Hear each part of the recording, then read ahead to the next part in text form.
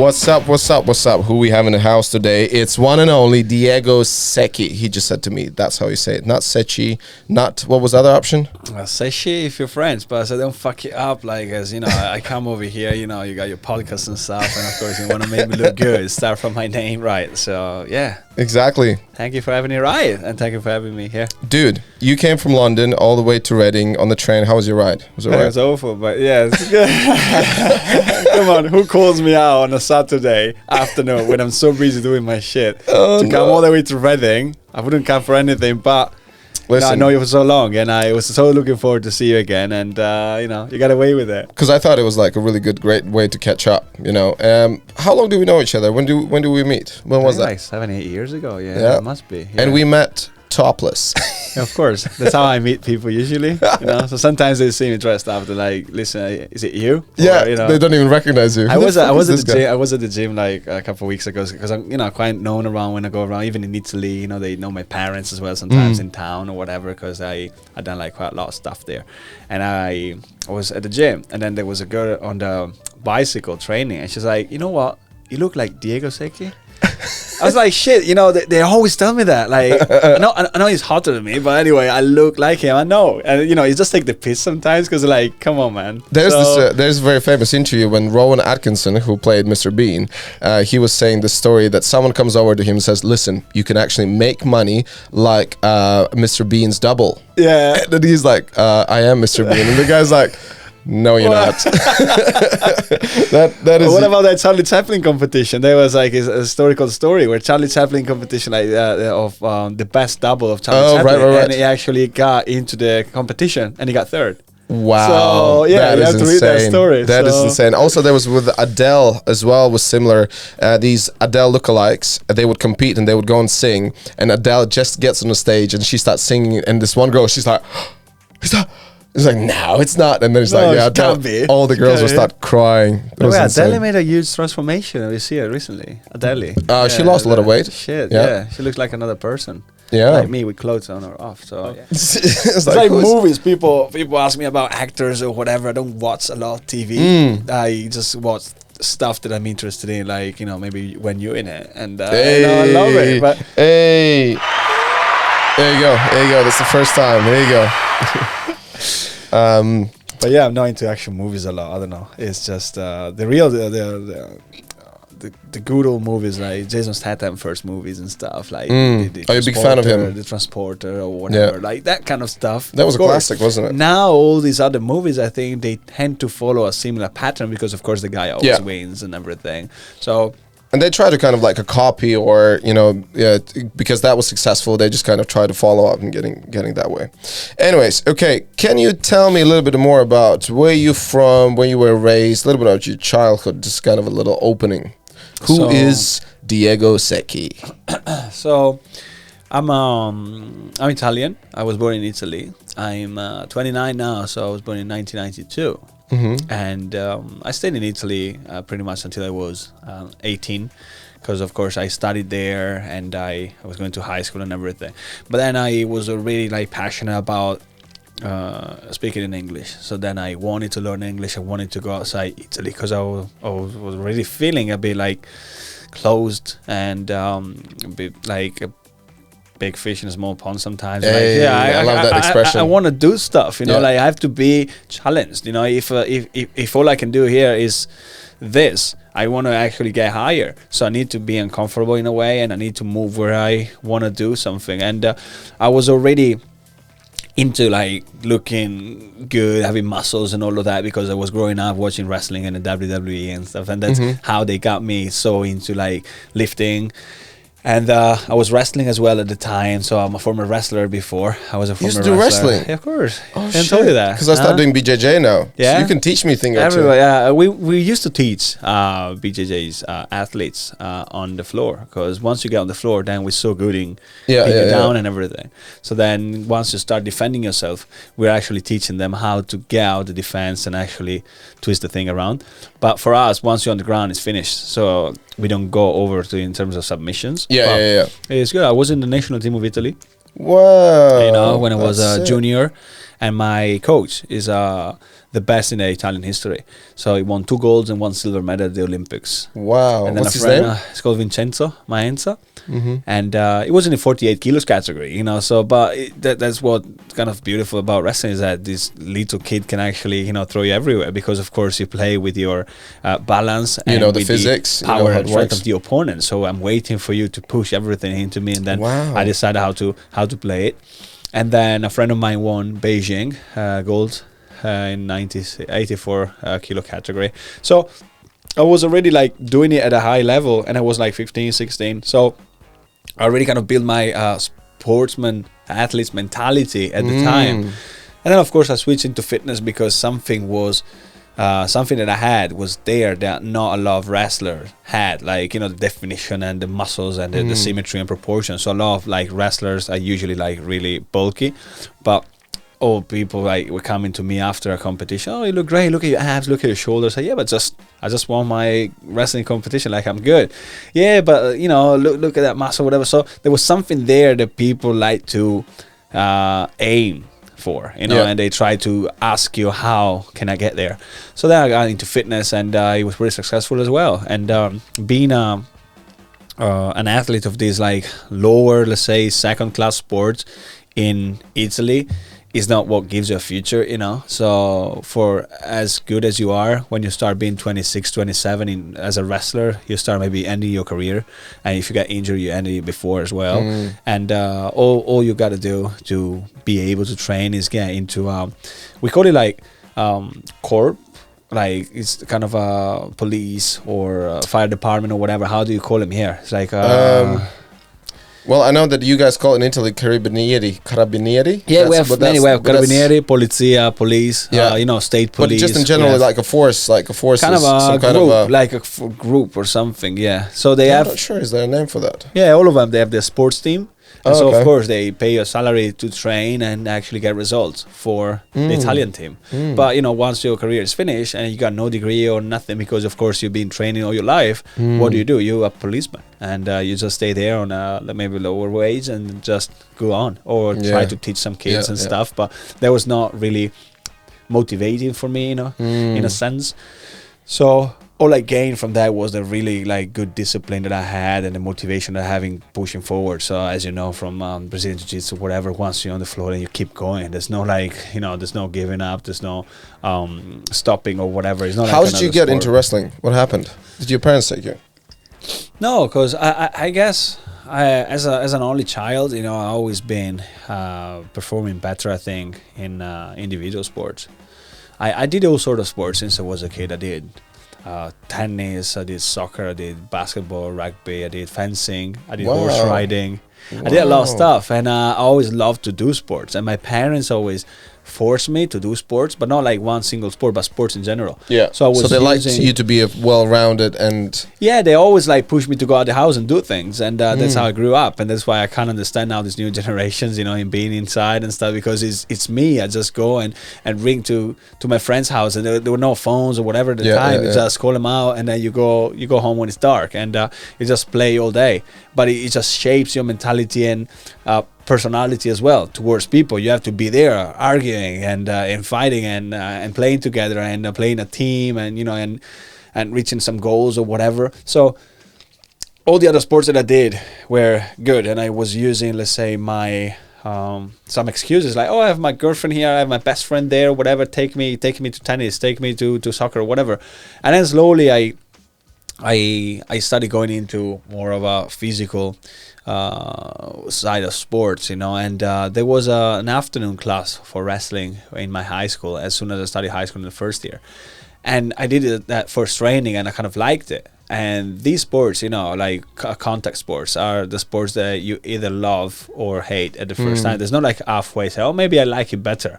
You always feel that kind of need for connection and contact with the opponent. And wrestling is like a full contact sport. So if you do boxing or whatever, there's always like half a meter apart. So like a karate guy, pushes you away and then kicks you. But wrestling is so different because obviously you need to feel the opponent and then you control him with your strength and everything. And Greco-Roman wrestling is like from the waist up. So there's no kind of cheating there with your legs and anything. It's just like your pure strength about getting someone on the ground when you're standing in front of them. So that was kind of pushing me or moving something inside me about being into contact sports, and that kind of together started to shape my physique. So it was like a win-win thing. And then I started like that, and then when I was around 18, my good friend at the time told me, hey, there's a fitness competition in town now, why don't you try doing that? Because it's similar, you have a good physique and you're only 18 and you have a lot of potential. And I say, what is this physique competitions? I don't know. And it was not a real sport to me. And so I talked to the coach in charge at the time, and he's like, yeah, you crazy, look like that, come on stage and stuff. And I didn't want to change my training or diet because we felt that we were the real athletes and these people were just like showing off.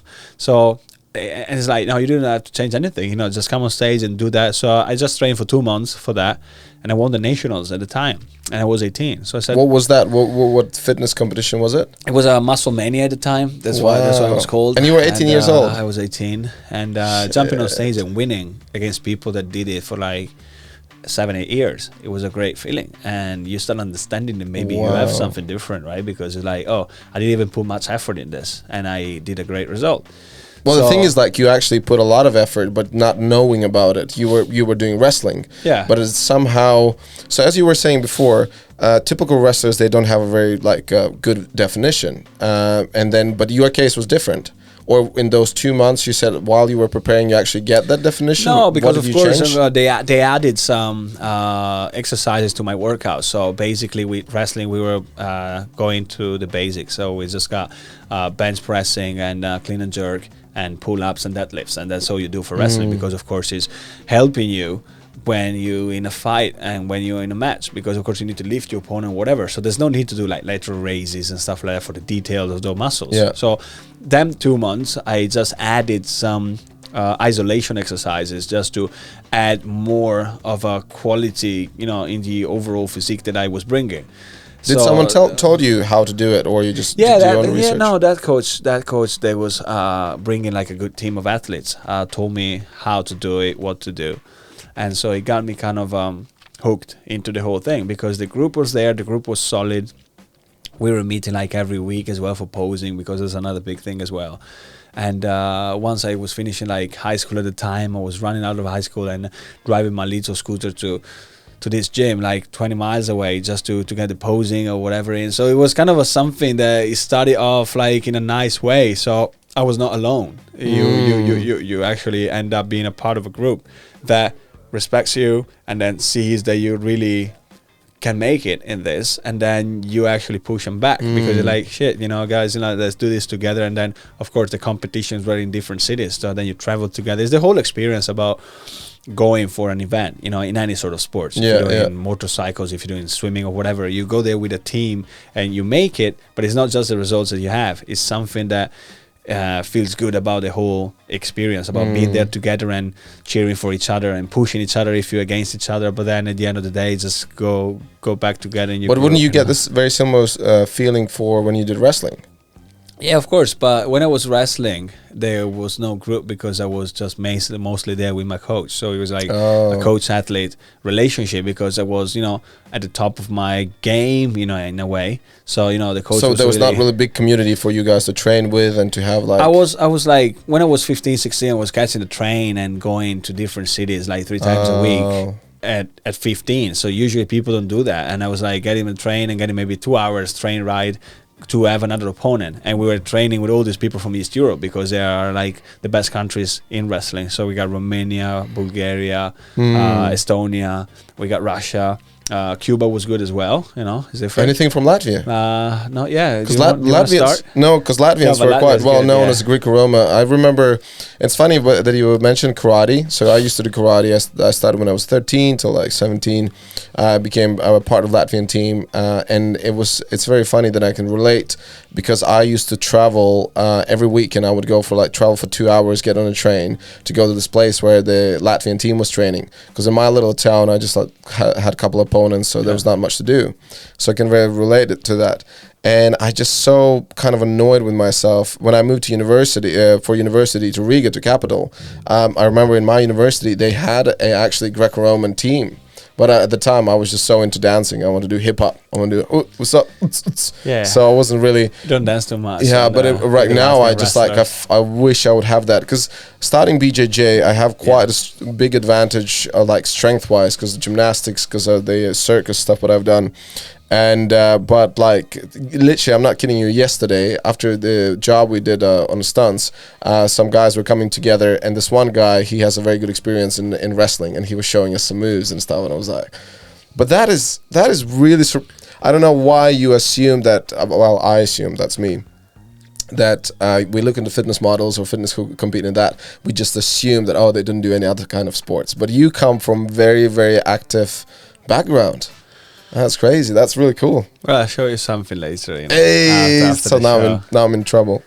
No, but it's basically that's why once you find someone is interested in that, you share that passion. It's like you get someone interested in guns, and they go all crazy about that. Yeah. So I love when someone is so passionate about what they do that it's contagious in a way. Oh, yeah. So like talking to people, if someone is into space and stars or whatever, I love to learn something from him, even if it's not my thing.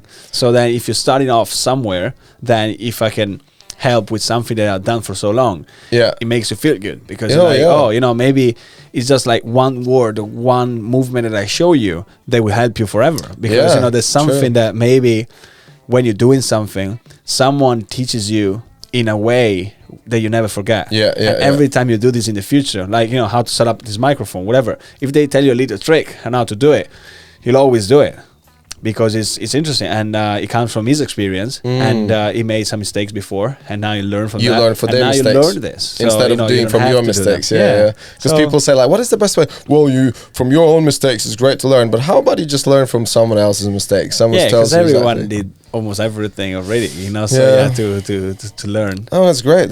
Okay, so just going a little bit back, you did all sorts of sports, and when did you stop doing wrestling? So 18 years old, you did your first... so after I won the nationals, it was a very good feeling. And I said, what if I make this my sport? What can I reach? Well, where can I go? So the year after that, I started kind of leaving wrestling a bit behind, because I was like, let me focus more on fitness. And when you focusing on an aesthetic type of sport, you start being so conscious about your body and so scared as well about being hurt and getting injured, because sometimes injuries were always there when I was wrestling. So I got a inclined rib or subluxated shoulder and stuff like that. And once you have this stuff, you start losing 6 months of training. So if you're into bodybuilding, where everything counts in terms of how your physique looks, if I start having 6 months of training, I start losing my tone, I start losing my muscle quality, I start losing my symmetry, because sometimes, if you're into one shoulder, you can't really train the same. So then you start losing the balance of your physique. So then you start not being 100% of your possibilities and you're not your best. So I said, let me stop everything and let me focus on this. I was not even going skiing, because, you might injure your shoulder, your knees and everything. So it makes sense, if you want to do something, you go 100% to it.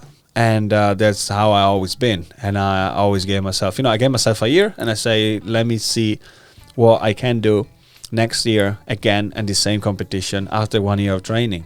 So I went back and I won again, but it was a very good feeling of winning this time, because it was like, I prepped for this and I had this in mind and I visualized this kind of moment throughout the year. So every time I was training, I was looking forward to that. And then I was 19, 20. Finished my high school, and I wanted to move to somewhere where was an English-speaking country, because of course I wanted to study, and this got me together as well. They got me closer to nutrition, which we talk later. But nutrition now became my profession. But as I started fitness competitions, and as I started being a fitness competitor, I understood how important food is in terms of how you look and in terms of your performance. So wrestling was not having this, because wrestling, we finish 2 hours long hard training, and we were going to eat as much as we can because we needed to replenish the energy we lost. But we didn't care about how we looked. Where in bodybuilding, you start training, but then you actually need to be careful about everything that you eat throughout your day to look good as well. So it's not just about the performance, it's about the end result as well, your physique. So that got me so interested. And when you talk to people usually around the gyms, and there's so much ignorance around the bodybuilding world, because they always think they know best, and they never kind of study. There's very few people who have like a high level of education and coming from a science background. They always learn from someone that did it before, their coach or whatever. They trust these coaches and stuff, and there's a lot of like kind of illegal stuff going around and whatever. So of course, it's like a kind of an unregulated market, so to say, that it's very hard to understand what's right or wrong. So some people do something believing it's the right thing to do because he did it. It must work for him, it must work for me. But they don't get it. Why don't we try something different? It might work even better. But we will never know it if we don't do it. But a lot of people are scared of doing this, because if you do something wrong for a year of your prep, you wasting a year of time. You're wasting a year of your time with the wrong diet, where you could have got even better. So now you're losing some muscle and this and that. So there's a lot of like ideas and fears that are going around these people's head, when they train. And so they keep doing the same thing over and over and over again until they get too old to compete, or too old to, to look good, and then they just quit. Where I wanted to learn from someone that was knowledgeable about nutrition and about the whole field of food and food science. So I started researching, and I looked at the best universities for me to study in America, in London, in UK, in Australia. So I found out that in London there was one of the best universities, the top one in the country and number 13 in the world was King's College.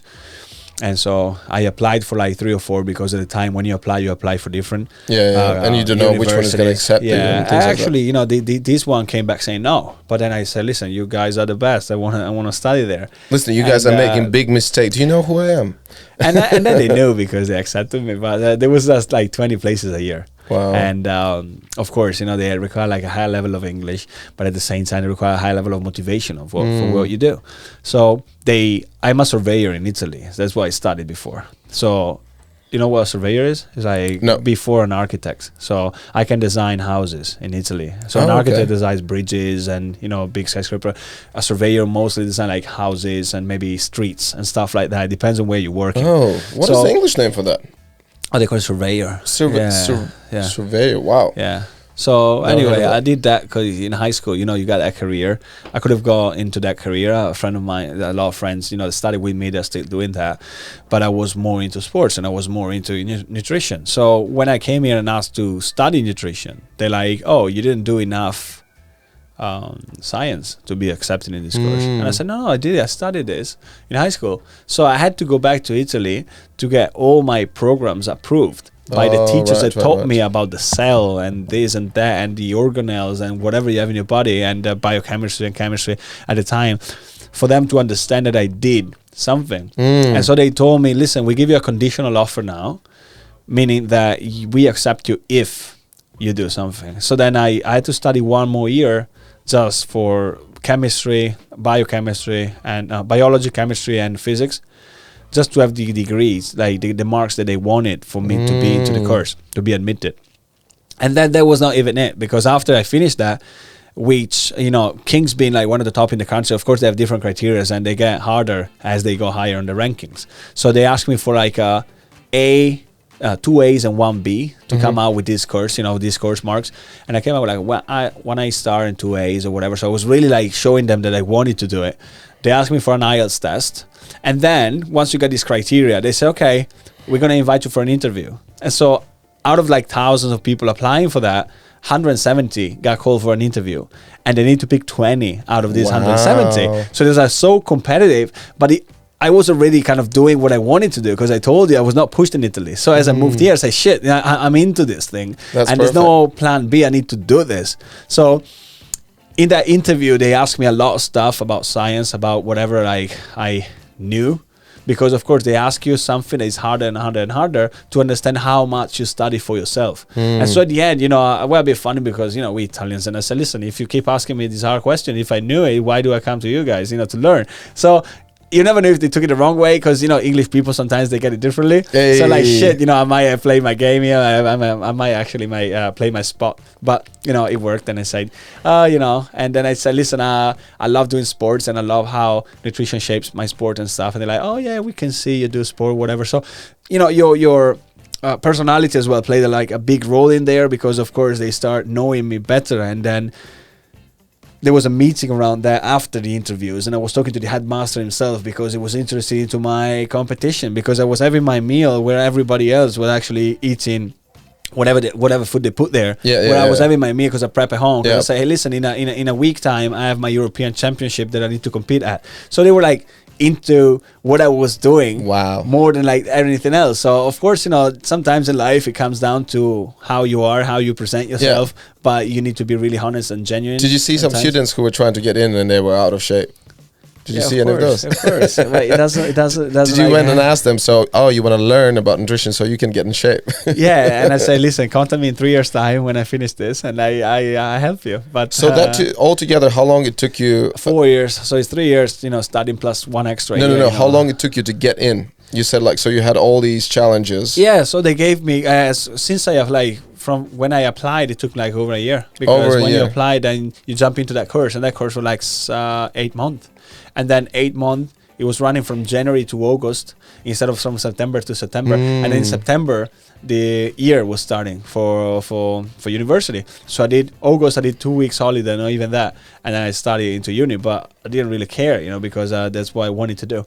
And then I came out with a nice degree, and, people know the name of my uni everywhere in the world, from China to America, wherever I go. They're like, oh, King's is a very good university. So sometimes you have to invest in this thing as well for people that value education. Yeah. Because you never know who you're going to meet. And you did the IELTS test, which I actually done twice. So for those who don't know what IELTS is, it's basically 4 times. You did it 4 times. Because of course, once they want some like crazy hard criteria, they give you a minimum. They give an overall score, but they give a minimum for every single skill. Yeah. And so this, listening, reading, writing, and all that King's stuff. was like 7.5 overall, but a minimum of like 6.5 in everyone. So you can get someone high because of course he needs to make 7.5. But then I think I was having like for writing I was having 6. And they didn't accept that. They want 6.5. What? So I had to do it again to focus. That was my hardest as well. That's the thing. Because I got it in Canada in university, and Simon Fraser's, where I was studying journalism for half a year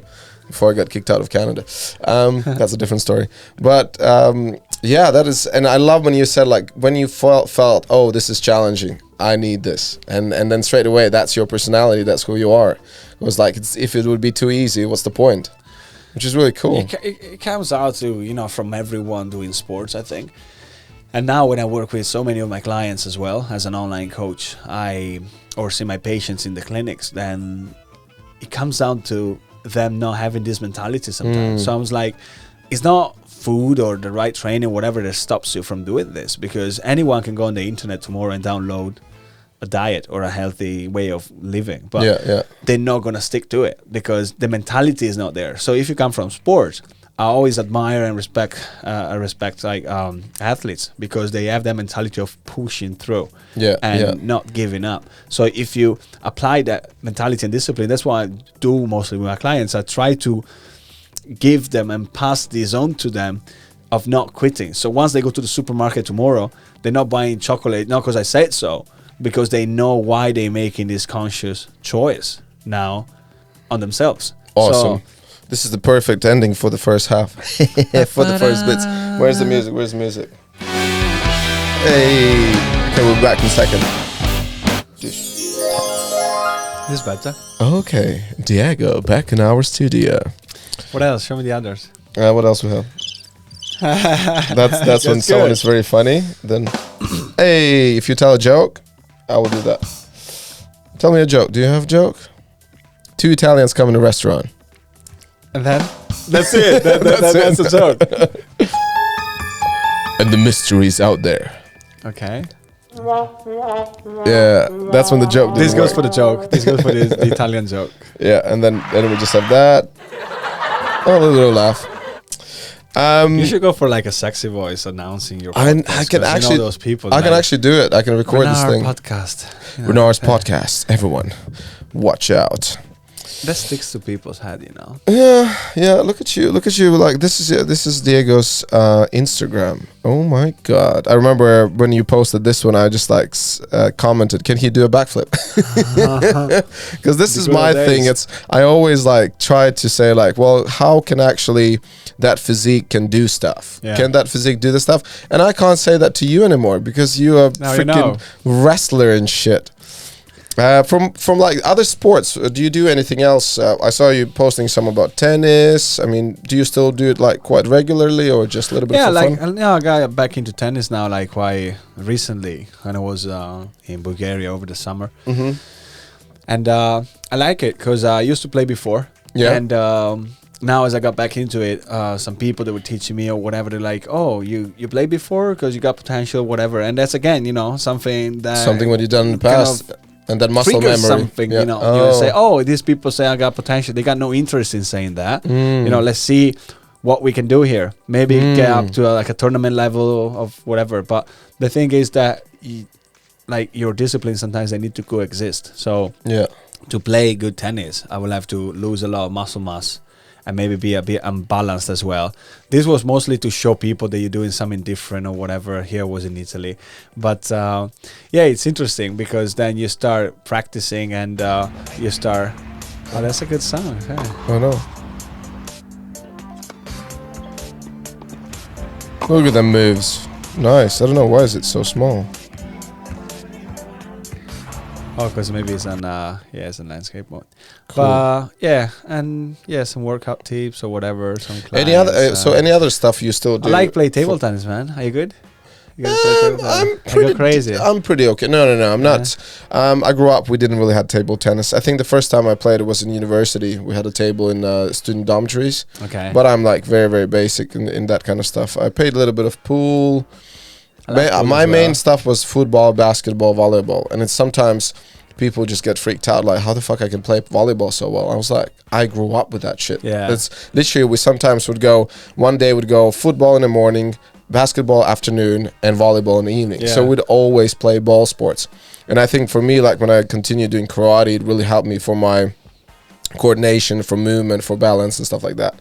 So those are really good sports. I play a lot of soccer as well, of course. You know, there you can see. There you I play go. a lot of soccer with my friends, and because it's like a national sport in Italy, so Yeah. I'm still fast and everything. That's why, if you've always been doing sport, to people your age, you're so much better in terms of like athleticism and how your body responds in the performance, because they got maybe no cardiovascular capacity anymore. They're like tired already and they're not explosive. So I like to keep up with aging, because of course, you know, your nutrition and training plays a huge part on this. And beach volley, I love beach volley as well. Yeah. Because over the summer day you're so competitive. If you got a it's good very, teammate, and it's very tiring. Yeah. When I was in Bali, I tried to, because my mornings would be, I would start with surfing, then I would do BJJ or Muay Thai, and then an afternoon, like closer to sunset, everyone goes play volleyball, and I came to do a couple times. And then when you have all those things next morning, I couldn't get the fuck out of my bed. I was so tired. Because of the sand. Yeah, the sand, and to be fair, like where we were playing, the sand was so nasty. It's like black sand. It's like you get all dirty and stuff. So I didn't. And it's play hard much as of that. well on you. If you fell on it, you just like scratch it. Yeah. And I used to play 5-5 volleyball. Like the is it 5 or 6? It's 5. Yeah, 3 in front and 2 in the back. That's the one I did. So yeah, you were telling me about how you started the podcast though as well. We were talking about before. Yeah, and here's the book, which we were talking about as well a little bit later.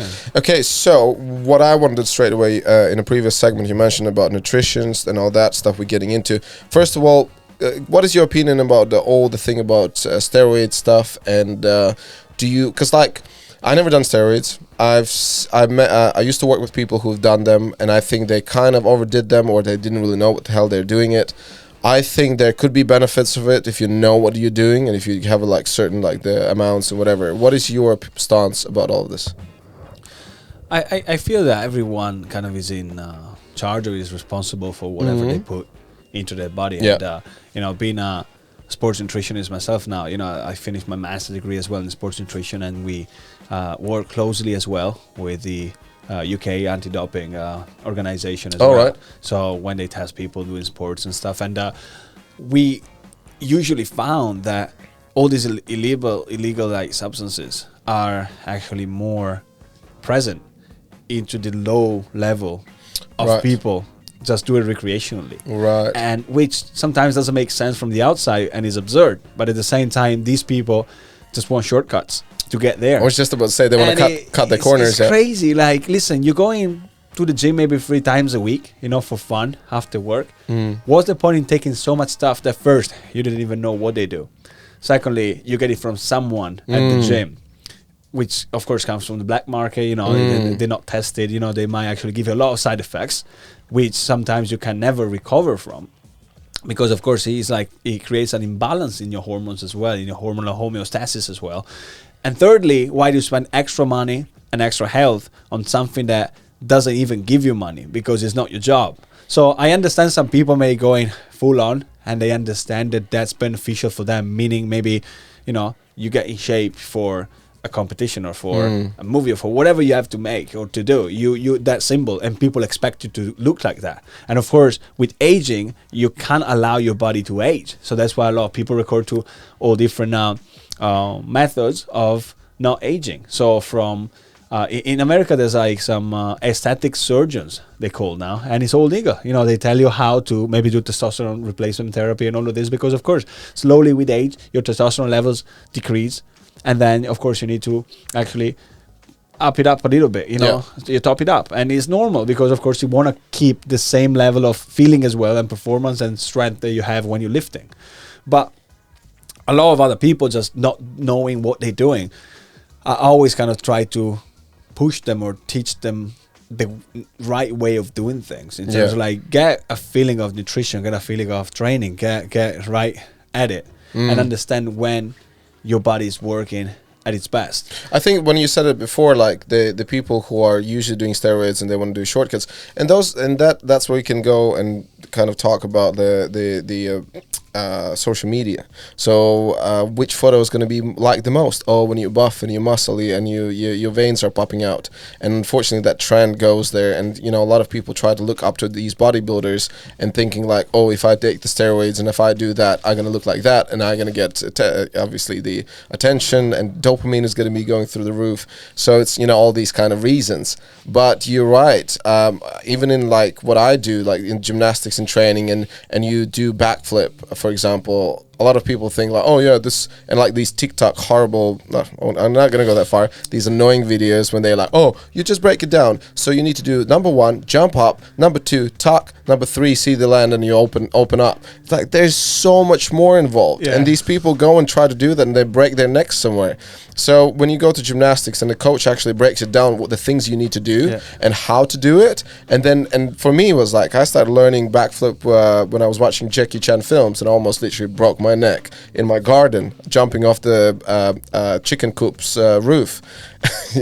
So not knowing what I'm doing, and that's very similar. Like someone's like, oh yeah, someone told me do those steroids and that. When did you start like training seriously for gymnastics? I think when I moved to London, which was about 9 years ago. So now I'm 37 now. So I started gymnastics probably like when I was 27, 28. That was my progress was just so fast, just because I was basically going from basics. I was like, tell me what to do in order to get my backflip good, how to do rings, how to do power bars, all those kind of things. And that mentality really helped me for the stunt industry, because a lot of you just can't cut corners. If you will get injuries, and like nasty ones, twisted ankles, broken bones, and things like that. So like high diving, when I started doing high diving, jumping from 10 meters, it's like the first time I got on 10 meters platform, I was like, there's no fucking way I can do this. But then like the mentality of gymnastics all of a sudden turned in. I was like, oh, start with 3 meters, then 5 meters, then 7 meters. Build your confidence, understand what happens when you smack that water, and and then also like 2 months later, I'm doing 10 meters easy because I understand what's going on. Yeah. And I think that's about anything and everything in your life. And people just hate to do baby steps, and then that's why they go steroids or crazy protein powders. I haven't taken protein shake in ages, and it's like I'm still in a good shape and doing my stuff, but because I'm just been doing it all the time, I guess. So yeah. And a lot of people don't love the process of doing things. So to me, of course, it sounds stupid, but I like the feeling of how I train, and muscles are a result of what I have. Yeah. So of course you want, to look good and you want muscles, but I love the feeling of when I train. So then after training, I go home and I'm tired, I'm hungry, I have my meal, I sleep properly. Sometimes if you don't train for some days, you have some problems sleeping sometimes, because like I really need to be tired to do this, and I really need to be happy at the end of the day because I did something, I added something more to whatever I'm doing and I'm building. And then as a result, you have a great body. So the same goes for you. You love going and doing your gymnastics and do your training and diving or whatever, but your body is actually working and moving all the time. And of course, it needs to adapt to the shocks and to the work that you're giving him to do. So next time he can actually compensate and say, okay, if he's lifting this much, that's how I grow my muscle, because then I can kind of sustain that easier next time. But a lot of people are like, oh, I want muscles, I want a good body, so I have to go to the gym, I have to train. And I say to people, listen, do something that you like and you enjoy doing. Go do CrossFit, go for a run, go on a bike. Oh no, that's not No, don't laugh. No, not laugh. Put me the little... Yeah, what? Yeah. Yeah, that's the magic. Basically, that's the answer to magic. And I can't... That's a secret. I can't even agree more to you, because my philosophy is... do stuff what makes you happy, anything physical, whatever, and body is gonna come. Don't think about, I don't even think about anymore, oh, am I gonna look good? When I used to perform doing the Dream Boys, or you need topless, good look, very good. And then I was thinking more about what I'm eating, whatever. Now, for the last 7 years, I even haven't one thought about it. All I care about to have that dopamine kick after I've done my training, because as you know very well, it's the dopamine kick, right? What you get when you feel accomplished and you release the dopamine as you train. And there's what else does your body releases as you train? Some certain protein or whatever, and that makes you feel better.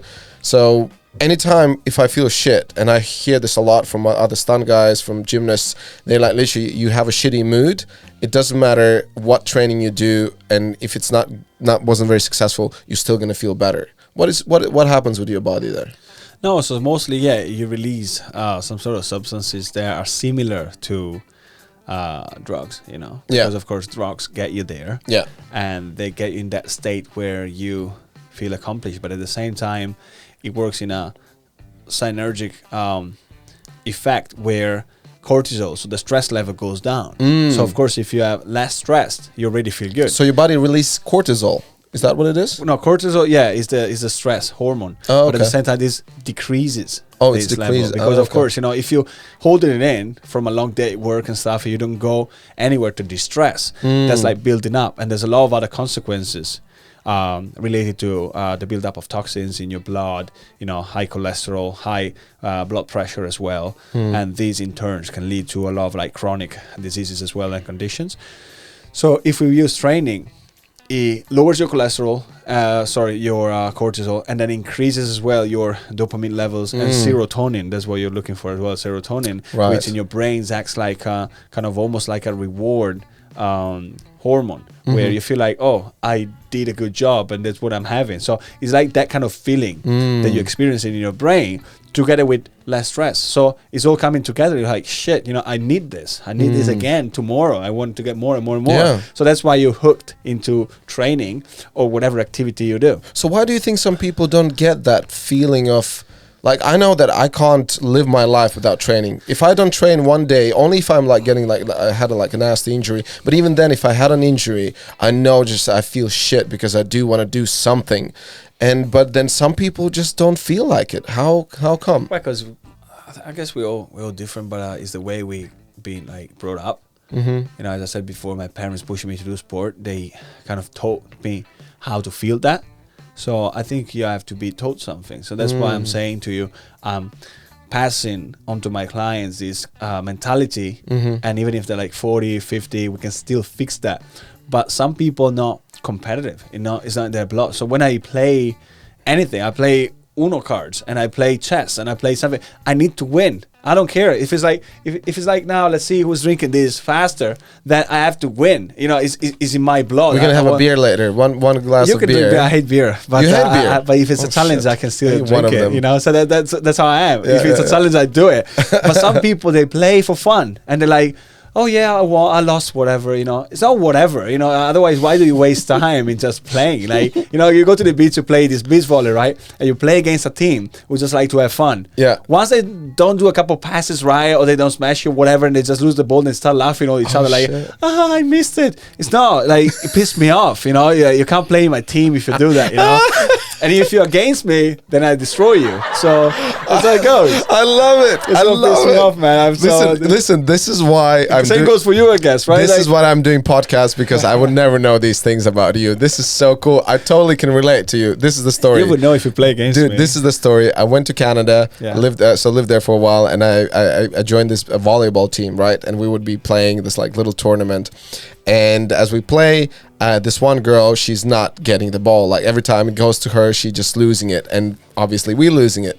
Perfect. And every time she lost the ball, rest of the team members, Canadians, would go, "Oh, good effort, well done, good effort, good job. You're trying hard. I can see it." And I just like, on my face, in shock. What do you mean good effort? We just lost because of her. You're in a volleyball team and game, you know, like good effort if you're like a fucking, I don't know, someone else is like just passing by. It's a good effort if you catch the ball, but missing a ball in a ball game, like, doesn't make sense, right? Like, exactly. But also, this is getting me annoyed. But like, also, because I was raised in that kind of environment where we all tried the best. Obviously, we try our best to win, and we would be upset if we lose. But then again, Northern America, like States or Canada, they would be like that. Oh yeah, as long as you participate, a participation ribbon, you know, that kind of community.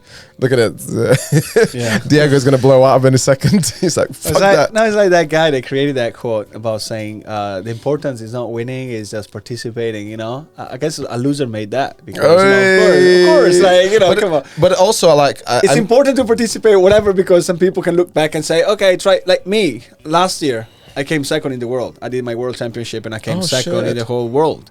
And I was like, as pissed off as hell. And everybody comes to me and say, shit, you know, you're the second best fitness guy in the world. Well, I said, listen, yeah, but there's still someone above me. And that's what keeps me going. And so when you're so ambitious and so motivated in doing something, when I won my European Championship, when I was 21, I won my European Championship as soon as I moved to London. It was the first ever competition I did internationally, and I won it. And I felt shit after that, because you worked a lot towards something, and then once you have it and once you gain it, say, shit, what's next? Yeah. I can't just like relax and, you know, lay down and say, okay, I did it. You know, it's me, I'm the champ, whatever. So that's why you never feel, oh shit. Oh shit. Oh shit. Get some applause in there.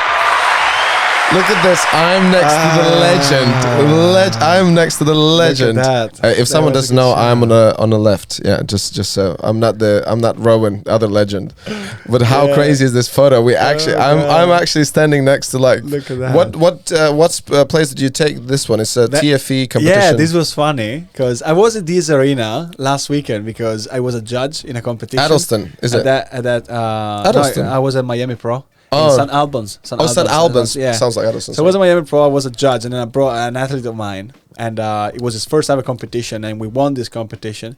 And next week we're going for the European with him. So now I do it a lot as a coach. But that competition was funny because it shows you how people perceptives of, you know, this is your athlete, is it? This is the guy. So you can scroll on the right there, and you see how he started off with me. Go more. Oh yeah. There was a photo where before and after. Yeah. So you know, here we work like 7 months. What's his name? 7 months. Scott. Scott. Shout out to Scott. He's from Wales. Wales. We work 7 months together. So this is what I like to do, all I do. So mostly my clients are actually we still older. need this one. This is Look such at a that. good photo. Look at So this. that's good. You know, this would be like historical photos, man. Because we look at this like in 20 years time, whatever we see, I know where we are, you Yeah. know, where we are in life, what we've done, and But do you remember like that? I was just they didn't even place me in there. So they didn't place me in that, and then the week after I won the European Championship. Yeah. So this shows you what kind of different ideas in a subjective sport like this can be. And Roger Snipes was one of the judges there. Really? Yeah, Was he? I was with Roger this past weekend as well. Dude, Roger is coming this Thursday for a is he podcast. coming? Yeah. So I'm very excited to have him. Yeah. And I funny saw enough, him we're the other working on day. a film together right now, which I can't talk about. But yeah, so, and Rowan was the one who convinced me to join it. But do you remember that I was just messing around all day on that of course. thing? That's why you done your splits and your back flips and stuff like But that. also, but I went out and just did this. I was like, you remember? actually taking a like piss. taking the piss of these people. They're like, oh, what the fuck is doing? Yeah, and Joe and Roger came and told me off. He's like, you shouldn't be. This is disrespectful. I'm like, sorry. So yeah. But I had fun. It was cool. It was a good, beginning of the days of fitness in the UK, and then slowly a lot of people passed by, and there's very few people that are still there that I saw from the beginning, like Roger and me. Rowan started off a little bit, and then it's shifted to fashion or whatever. But some other people like Ulysses and those people still work together. But then other people, like fitness industry is like such a fast-paced industry that one day you're here, tomorrow you're there. If you're not consistent with what you do, that's why I always pushed my nutrition and my degrees as well, because this is always something that stays with you. So and to push. whenever I'm tired of all of this, whatever, I can open up my own clinic. I can have my patients coming to me. I can do my things, and that's your backup plan or pension plan or whatever. But for now, it's good to explore the world, and fitness gave me so much. Or you just have a many different streams of income and streams of things you do. Because like it is one of the craziest thing when people put all their eggs in a basket, in the same basket, all eggs in one basket. And that what happened with me on that second year when I was doing stunts. That year I didn't get any work, stunt wise, and the beginning of that year I quit all my training because I used to teach gymnastics, used to teach pole acrobatics and conditioning, and then I realized this is not a good idea. So you have to have different plans, especially if you're a performer, if you get injuries and things like that. And that's one thing I'm teaching on my new book. Awesome. Do you want to get into it? Let's do the book. Listen, on this one we have another 8 minutes to talk about. Let's talk about your book in the next segment. This one I still want to ask you a couple things about nutrition stuff. What is your stance about fasting? I wanted to know, you as a super duper expert. You told me now you're fasting, right? Because you learned from someone else that it's good for you. Yeah. So, well, what do you do? I started intermittent fasting about probably 6 years ago. It was interesting that in the same time I had 3 different influencers in my life. One was my Kung Fu teacher, who just said that you should just stop eating after 4 o'clock a day. So like his idea was like you shouldn't be eating before the bed and stuff like that. So, and then you have that bigger gap between your food. Then there was a second person who used to come to gymnastics as well. He was talking about intermittent fasting. He just said like, I don't do breakfast, and then I have a window of 8 hours when I eat.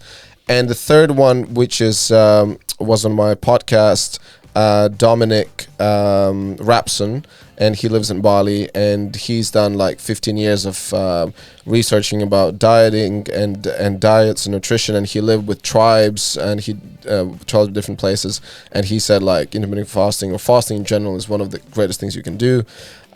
So, and then when I started it, I was very kind of skeptical about it. But then I realized if I don't eat about 20 hours, my training goes I'm way more explosive. I have way more energy. And in the same time, I just love to believe in this concept because I'm just too lazy to cook. So what is your... So what are you doing? What structure you having? I just don't... 16-8? I basically 16-8. I just don't do breakfast basically. So doing breakfast, and like today, all I had was 1 banana, as you can see, a very healthy drink right there, and that's about it. And a coffee in the morning. Yeah. And then and then I will eat. We're gonna eat. Me, and that would be your meal. And that would be my meal. Yeah. And so some days I would say I would eat. Are you looking for something specific in your meal when you're having your meal? In terms of the composition of the food. Composition, I usually would have fish or meat. And every day I try to have a different concepts. I do have sometimes vegetarian, but not very often. I love eggs, I love meats and stuff like that. Yeah. But I was vegan for 2 years. Didn't really make a big difference for me. I just kind of get a little bit bored of doing the same thing. So yeah. So now you feel that's working for you in terms of like feeling good, high energy I levels. would say yeah. And I think I got used to it so much now that, and I really enjoyed the buzz what you get after you been dieting. It feels like almost you're getting high. Yeah. It's like, and then when you have your first meal a day, it feels like, wow, I really earned it, and it tastes so fucking much better. And I just like the whole idea about that you need to kind of cleanse your body instead of we just stuffing that food over and over. And I do believe in the idea of that, how back in the days people that we wouldn't have food all the time, you know, it wasn't that easy. And then your flight and the response, what is the flight and fight or flight response is much better as well. Yeah, so that's kind of works for me. So as I said to everyone, I think the best diet is the one that you can follow. Yep. So if you feel good with this, it's great. I usually use it with overweight patients because it's very easy to lose weight when you do this, and together with it, your body cleanses up itself as well, because it depends on where you live. But it's very hard to have like clean food all the time. Like now we live in a big city, we live in London or whatever, so everything that they import from here, everything that comes into the supermarkets or whatever. That's why I say to people, you can make a choice to a certain extent, because once you go to the supermarket, the choice has already been made for you. And of course, you have to buy whatever is there. And you don't know how this stuff is actually raised, or, you know, how it's harvested or anything. So, of course, you need to trust these people. And the healthier you can go, the greener you can go, whatever, there's always like a certain limit to what you can do. And so this can work with this kind of way of thinking, because of course you actually put less chemicals or less shit into your body. But at the same time, it always depends on why you do a certain diet. So for me, there's an aesthetic purpose to it as well. So if I fast all the time, I feel that I'm losing too much weight, because I need a sustained intake of food throughout my day to actually replenish my glycogen stores, to replenish my protein tissues as well that I've broken down over, you know, over my training. And at the same time, I need to feel at my kind of full energy levels all the time. And that's why Diego, when he got to my place, he's like, I'm hungry, and I'm like, all I have is Cocoa Puffs. Are you happy with that? He's like, okay.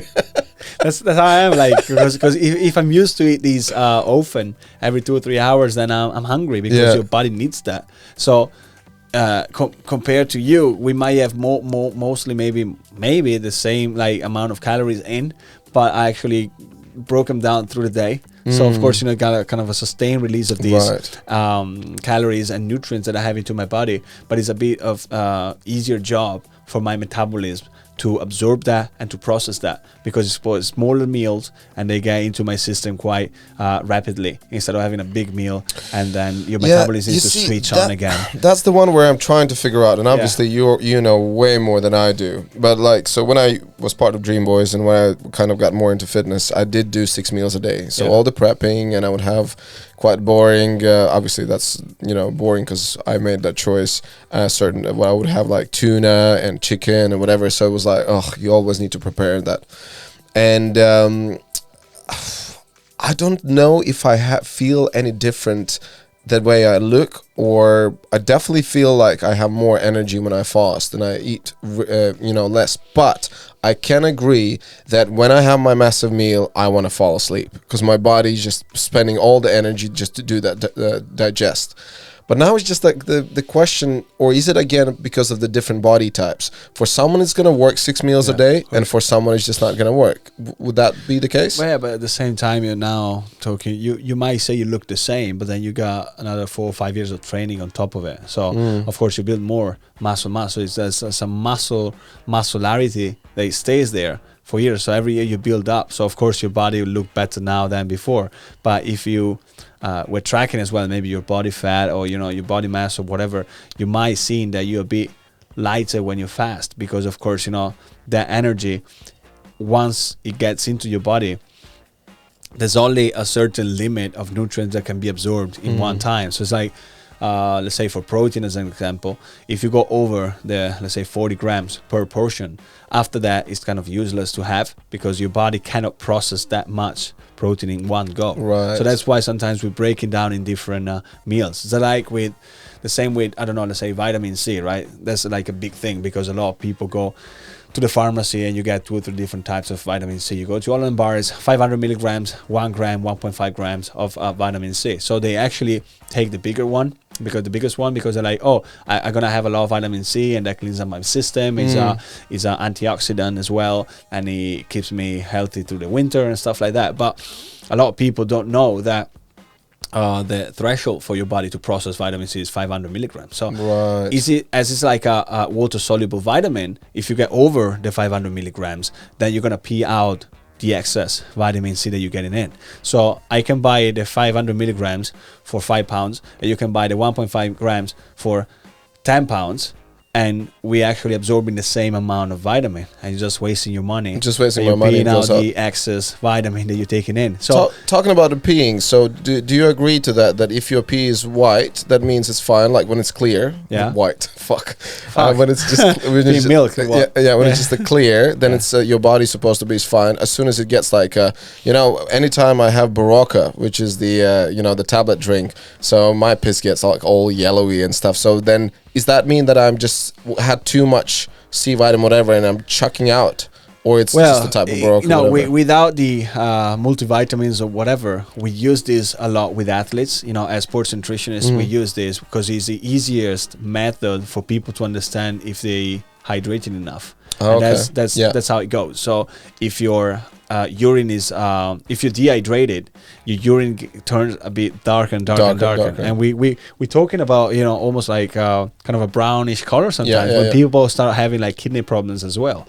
So if athletes are on the go, and if athletes are going traveling different cities, to compete and stuff, that's a kind of an easy way to understand.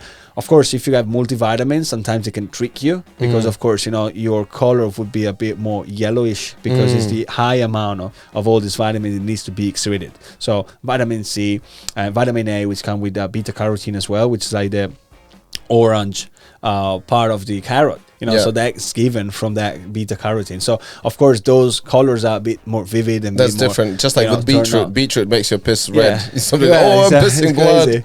So this kind of is a different story, but at the same time, if people check their pee color from time to time, they understand how they should be. Yeah. If you go on Google and you say like pee color chart or whatever, like urine chart, whatever, it tells you. I saw one of these charts recently in the toilet. I was we were shooting in Justin Woods, the film set, and there was this toilet which was there.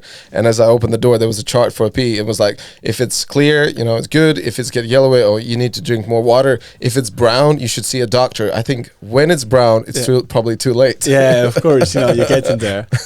And as nutritionists and dietitians, we have a stool chart as well. Hey, we're gonna talk about that in a second on the third segment. Let's talk about poo. How's your dancing? Of course, your dancing is amazing. That's how we met. Yeah. Do you have any preference for like specific style of dancing? It depends on the mood and the music you're listening to, But I'm into jazz as well. Hey. I play the saxophone. No. In Italy. Are you serious? Play the sax. Dude, you're getting more and more interesting. I wanted to get to New Orleans. New Orleans, that's like where it all started. That's where the what they called it, not the pioneers, but it's just home of jazz. Yeah, it depends. They have different styles. So if you go to like California, it's more like smooth jazz, whatever. But that's the real jazz I like in the beginning. Then you start having the bebop and the big bands, in the 20s or 30s. But when I have time, I want to go there like for a month and just how women can take their hands off you, man. Crazy. Well, if I'm playing, they can't touch me. I'm playing. It's hey. just like, serious. Well, they can do other stuff, but you know what I'm saying. Wait. Hey. Well, the second segment we finished with you talking about the stool. Yeah, but we can skip that. But just to let you know, guys, there's like a stool chart as well. Yeah. That usually dietitians look at.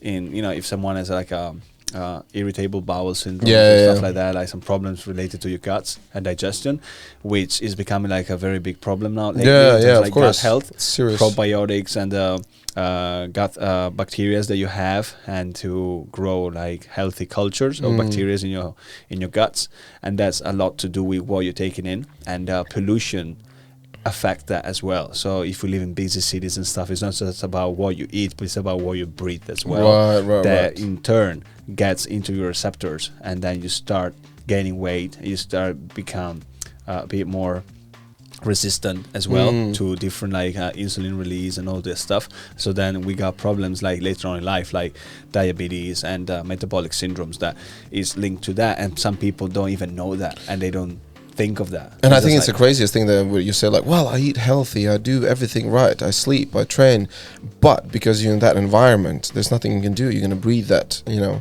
And I think I do feel a bit different now since I'm not in central London anymore, you know. Yeah? I think, well, I want to just think that I feel better, but I definitely felt so different when I was in Bali for a long time, just going, you know, swim in these under the waterfall and getting this fresh air. But I saw you doing a lot of cold water swimming. I still doing it, and that's actually something where we can have a little chat. Yeah, just a chat. What do you think? Water. Yeah, you hate cold water. No, but I usually have it after my sauna. So I like to balance it for the circulation as well, so hot and cold. Yeah. But just jump into a cold, you know, pond and then stay when there. you studied in uni, did you ever guys talked about these kind of things, about sauna, about cold, like this? Yeah, in terms of like, most for the athletes, for like, we call it acclimatization. Oh, acclimatization. Acclimatization. Yeah. So you kind of start to understand how the environment is when you go somewhere competing, so that you need to get your body used to it. So then, of course, it will be less of an effort for your body to adapt. So that's why a lot of people are so now, even athletes, even if the end of their workouts and stuff, that's mostly to recover faster as well. So it's like when we used to put the ice packs on something where you're training, you do it for the whole body. So of course, you know, it switches off completely, and then you start recovering faster. And that's understandable. That's good.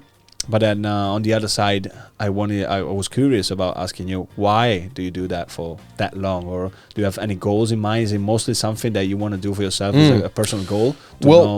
The way, basically, I think the very first time I saw some of the stunt guys were doing cold water swims.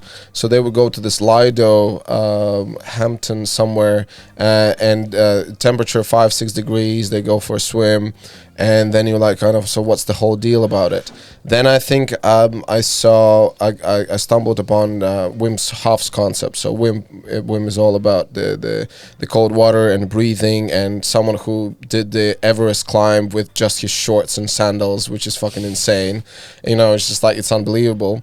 So I kind of did some reading there, and I think I just got these little bits and pieces of this all this kind of information. But I think one of the ones was saying like, oh, if you do cold water, just showers, it's going to improve your mood. It's going to improve the way you feel. So I started with cold showers, and honestly, straight away, it wakes you up. It just, your body feels so differently. And then so as long as you jump into a shower, you just go cold. That's it. Yeah. So what I would do. Is it better to walk into a cold shower, or just go underneath and open the water? No. The way also even Wim Hof, he suggests like, just go normal shower. And then just slowly reduce, and go to like as cold as you can. Yeah. Don't go too crazy. And then also you can finish again back on warm. So now when I wake up in the morning, I just go normal shower and just go down till I get totally as cold as I can. The water is, and that's how I finish shower, and I just feel fucking amazing. That's the. So you finish with a cold. Yeah, I finished with cold. Yeah, and then afterwards I was like looking more into that. Then I still have it. I don't have it here anymore outside in the garden. There's just a big bucket of water, so we just go and dip in that. And then I start swimming in Thames. I started swimming in Thames when it was like 15 degrees, which is quite warm, but still, if you like go for a swim, it is quite cold. And then it just went through all the way to the winter when it was like 5 degrees, and that's where the real bollocks, you know.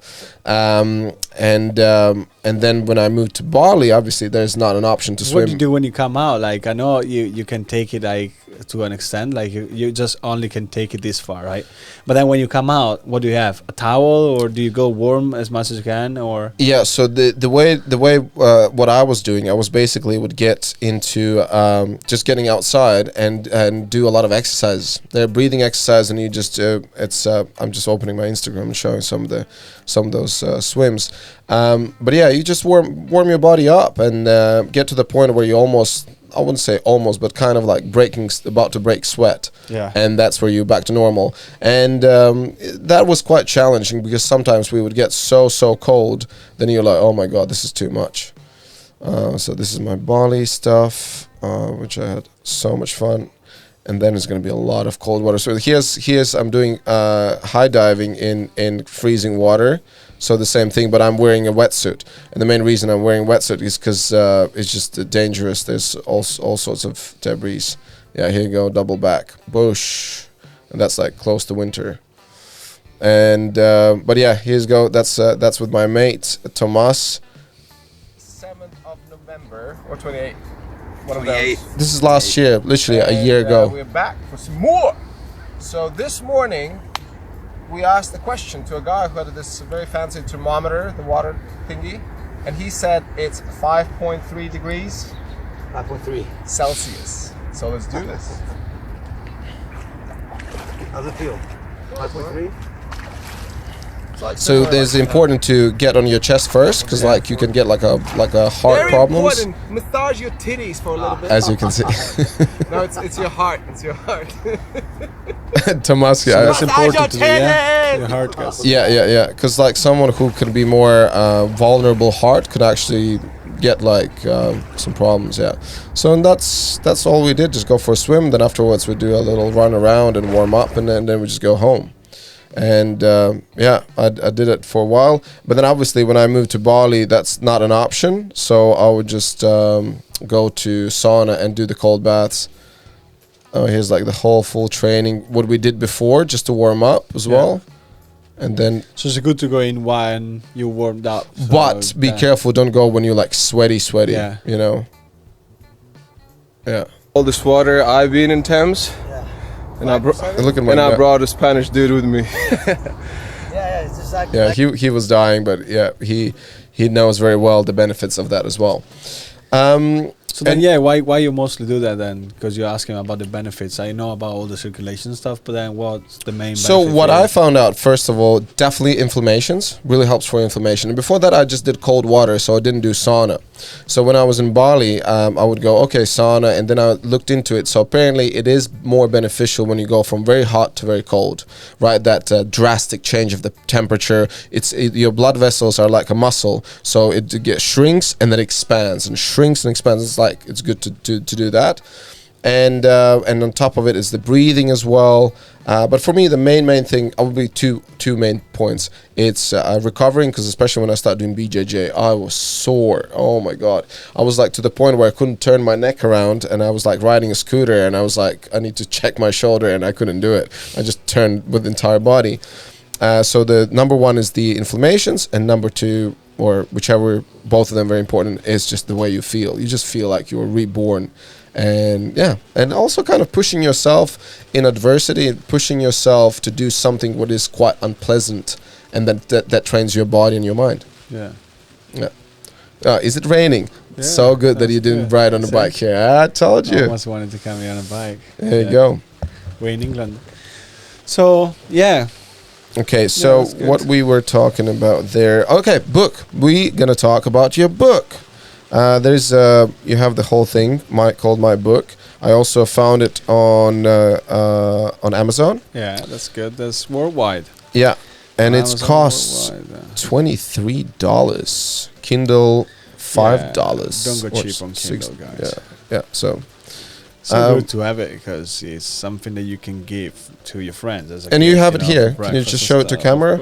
Oh, I feel like I'm Joe Rogan totally. No, it's like, yeah, show your book. It's fucking awesome. Okay, tell me how the idea was born to have your book, and when did this happen? How long it's been out now?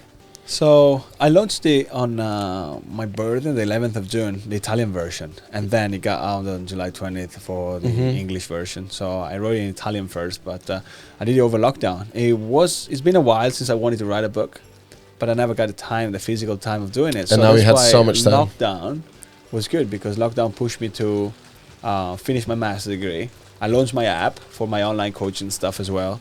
I launched my book, so it was very productive. But now, no more lockdowns because I'm still busy. But I wanted to create, let's say, something in lockdown that was giving me other streams of income when I was going out of lockdown, living my normal life again. So I'm still doing what I was doing before, but now I got some extra things, putting in money and getting me more work. The thing with the book is that basically I'm teaching people how to be a professional into the fitness industry, so how to become a professional fitness model. And I could have done this on YouTube and do maybe 10 videos as a series to teach that. But firstly, why do it for free? And secondly, it's something that I gained over the years. I've been doing this for 10 years now, and I actually always thought that reading and getting a book out is something that will always be there. So YouTube can shut tomorrow, right? But a book, it will always be a book. Secondly, you have a different status because you are an author now, and everything I will do in the future, people will go back and look at my book. I have my uncle is a writer as well. He's in America, been a writer for like 20 years, and he wrote some books maybe 10, 15 years ago, and he's still selling, a couple, maybe 10 copies a week or whatever. So this is what you can do having a book, because of course it's always something there that tells something about yourself and tells something to people that you want to tell them. So this is what I wish I had known when I started my career. That's how I put it, right? Because I started and I kind of went my way through the fitness industry, and for 10 years I was able to only do this for a living. And as training is my biggest passion, I was able to monetize on that. And I always tell people, listen, a lot of people are just chasing the money. A lot of times they jealous of people making a lot of money. Oh, he's a lawyer. Oh, he's a banker. He's making 20 million a year, making $1 million a year. And but what if he works like 20 hours a day in the office? And what if he's unhappy? And what if he's had issues with his family and all those? He can't see his kids growing up, whatever. Like he goes home and he's like still pissed off from work or whatever. I prefer doing maybe half of what he's doing and just live the life I want to live. And people are slowly understanding this. Even now, after all this lockdown and stuff, things can change in a second, and you're just chasing something that you thought it was secure and safe, and they can actually let you go tomorrow. And so you better like enjoy what you're doing. Like you're doing, awesome things, around the world, and this is all memories that you're actually building and creating, and this is something that cannot come back. And I always live like my life like this, but of course you always need to have a safe plan. Like I told you before, I have my education and stuff that I can fall back on. So of course, it's time to work as well. It's not just for fun for the sake of fun, but it's fun like in a controlled fun. You take controlled risks in your life, and you understand like you told me before, you moved out here instead of London, whatever, like it brought you benefits, but at the same time you took risks. Like when you left your coaching and teaching just to do acting or whatever, and then you risk not to have any jobs and money coming in. So it's kind of a process, but you always believe in yourself and know what you're worth and know your skills and know what you can offer. So I always thought that I have my image and I have my professional career as a fitness model, whatever, and I always thought and I was confident that I can be that guy. So then now after 10 years, looking back, I traveled the whole world. I ended up from Vegas to Sydney to Singapore to Mexico to everywhere, and I did a lot of things that were possible because of my passion, being a fitness model. And I basically got paid all this time to train and be in shape, and this is what I always wanted to do anyway, but I prefer to get paid for that and don't do anything else. So if you send me tomorrow to sell furniture, I wouldn't sell any because I don't feel it. And a lot of people feel when someone is there just for the money. So if I talk to someone who is in their career or job just for the money, I don't trust him. It's not genuine enough. Where when I talk about my thing and I travel and training and gym and diet, whatever, I'm so passionate that these people are hooked into shit. This guy knows. And people go like this all the time, man. When I take a shirt off, they goes like that. But, Hey, or and when I put my shirt on, they go. That's it, So I get that all the time. But the idea for the book was, okay, I've been at it for so long, and I actually look back at who I was when I started. And I was 18. I was going to New York. I was going to New York by myself. When I was 18, I was there studying English in the morning. And I was being a waiter in an Italian restaurant at night just to get some tips. They got some serious, sexy waiter down there. So there was an Italian restaurant, whatever, and I was going to the gym, from time to time, and start getting into the kind of bodybuilding thing, and understand some bits and pieces, from the sport. And I was coming back after 3 months on holiday. I was the king, in Italy, because all this stuff. And now I know that a lot of guys want to start somewhere, but if you look on social medias, it can be like overwhelming, because of course they don't know where to start. And as you said before, they see all these huge guys, and they see all these big likes and pictures or whatever, which most of them are fake, and with a lot of like filters and shit like that. But this can actually knock off their confidence of these like 18 years old guys that maybe 17, 16, they're approaching the sport, and they want to actually do it in a nice way to actually be able to earn some money from what they want to do. But if they only see these examples out there that are wrong, they might actually think they will never be able to make it, or they take the shortcuts like we did before. We said before about illegal stuff and everything. That is not the main focus. They need to understand that, in my book here, I just talk a lot about the steps to follow to become a professional fitness model. So it's not just about the body, but if you look back here, it's like how to become your own manager and lay solid foundation for your future. That's what I'm saying here, because I'm earning all this money with fitness, but I'm already thinking about, as I told you before, investing into real estate, investing into stocks, investing into opening other businesses. I can open my own clinic. I had some ideas before of opening some gyms with some investors, or a restaurant, whatever. Everything that involves your passion, you can actually fund this with your passion, which is fitness now, and then you take it to the next level. But if you're just here for a nice ride, then your body goes, and your look goes. And as we said before, in the fitness industry, I saw a lot of people dying out of things, and they had a lot of potential, but they didn't use it wisely. And so then I'm teaching people how to get sponsors as well. So then there's one key as well to get there and be able to live your passion with other people, like supporting that. How to create a successful personal brand. So how to brand the whole thing. So you're not just someone training at the gym, you are your own brand, and you're selling yourself when you go around with companies. And I tell people how to have the correct social media approach as basically well. How to work on your marketing. So how mostly to it's like it's an overall 360 degrees of how you can build up yourself as a awesome, brand man. into the fitness. And what about people who they don't want to be fitness models, or they don't want to be there? What can the normal people, or someone who has a passion in something else, what can they take from this book? Well, this is very interesting, because the same way I love, like some of my favorite books are biographies. Because of course I love reading biographies. You too? I love it. Listen, when I moved to Canada, and also like I was in this point where I have no idea what I want to do with my life. I was doing door-to-door sales. I would go from house to house selling cable television. And this one day I remember I saw this couple. It was near Christmas. They're sitting in a house, cuddling in a couch in a Christmas tree. I'm not kidding. I was standing outside, minus 25, 30 degrees, and I was crying because like, what the fuck am I doing with my life? What is going on? And that was the time when I was like starting asking these questions. So who I want to be, what I want to do. And one of the things I figured out, if I see someone like Jim Carrey, any big people, you look up to them and you love what they do, I was like, one of the things what to do is to see what is their journey and learn from it. And and most of these celebrities, and most of the people who are doing very well, like Jay Leno, who was considered to be one of the unfunniest comedians and end up having his own late night show, those guys were grinding and just doing their thing till it just happened, and it's not going to be like, oh my god, you're so talented, so you're going to succeed. Most of the time when people are very, very talented, if they don't know, there's no consistency. That's what we're talking about, me and Rowan. And he's like, one of the quotes he said something with the, if there's no consistency, then the goal is just a saying, or so there's no point for it. Just a wish. Yeah, exactly. That's the wish. That's the one. That's what Rowan said. And so going to that point is, oh god, I just went so far away.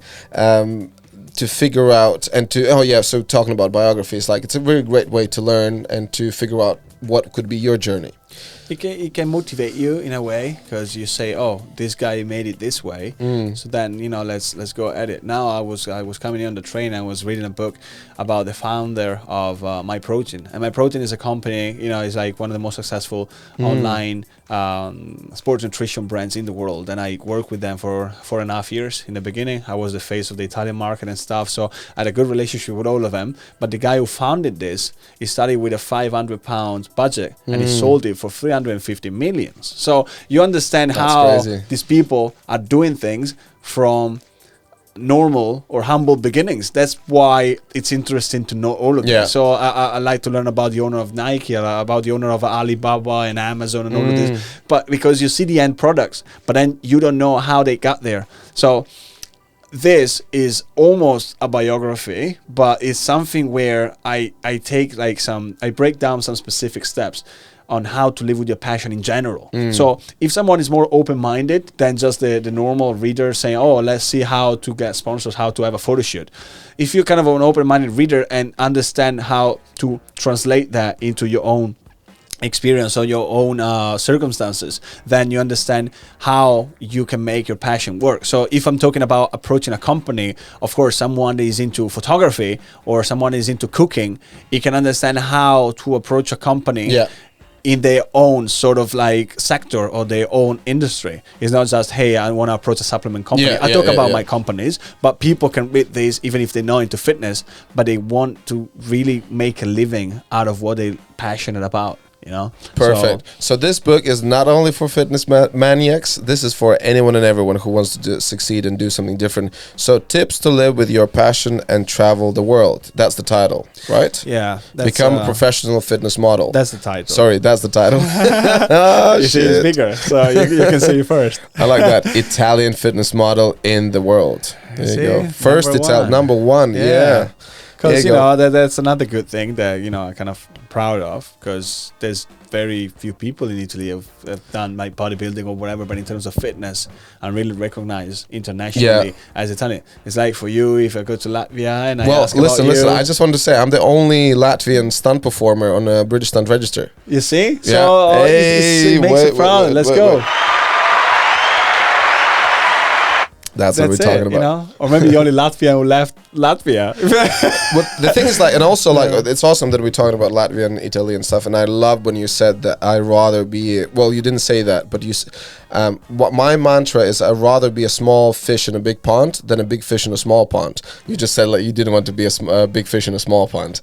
So, but obviously now you are a pretty decent sized fish in a big pond, which is awesome. And I remember in Latvia, I got scared very quickly to be that I saw that I was a big fish, because I was emceeing events and parties. Like I love being on the stage, and now I'm pushing myself and getting into stand-up comedy, which I fucking love, doing podcasts, which I fucking love as well. But back in the days I kind of didn't see that, but in Latvia I saw straight in 3-4 years I was hosting up to like 1,000-2,000 people events, so like big sporting days, whatever, and I was like, 10 years from now, that's where I'm gonna be. There's not much to grow. So that's what I said to myself, and then I start creating that idea in my head. I need to get the fuck out of here. And Latvia, listen, Italy is like 60 million. Latvia is less than 2 million. That's like a little town in Italy somewhere. And are you the only Latvian that lives in what's the name of this place? Bracknell. Are you the only Latvian lives here? I'm pretty sure there's a lot of Latvians. No, I'm pretty sure. You can put it on your Dude, book. I go to the store and I see a lot of Latvian products there. Shit. Yeah, I get the yogurt. They have amazing yogurt. It's Latvian. I'm pretty sure there are Latvian people here as well. So I'm not that special. But there's another story that I remember now. I used to live in Mexico for a couple of months, some years back, and I got there because they called me there as a trainer.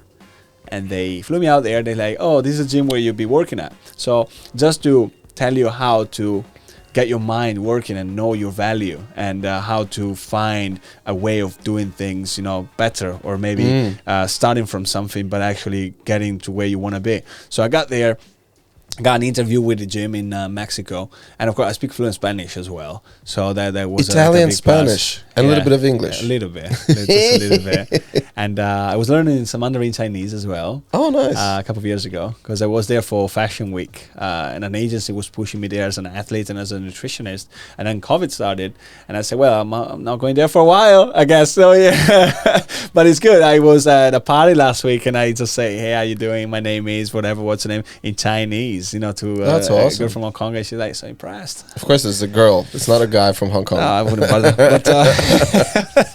bother. So I was in Mexico. I did this interview, and they're like, "So, okay, you can be a trainer here. You can train your clients or whatever. You can, we can advertise you at the gym."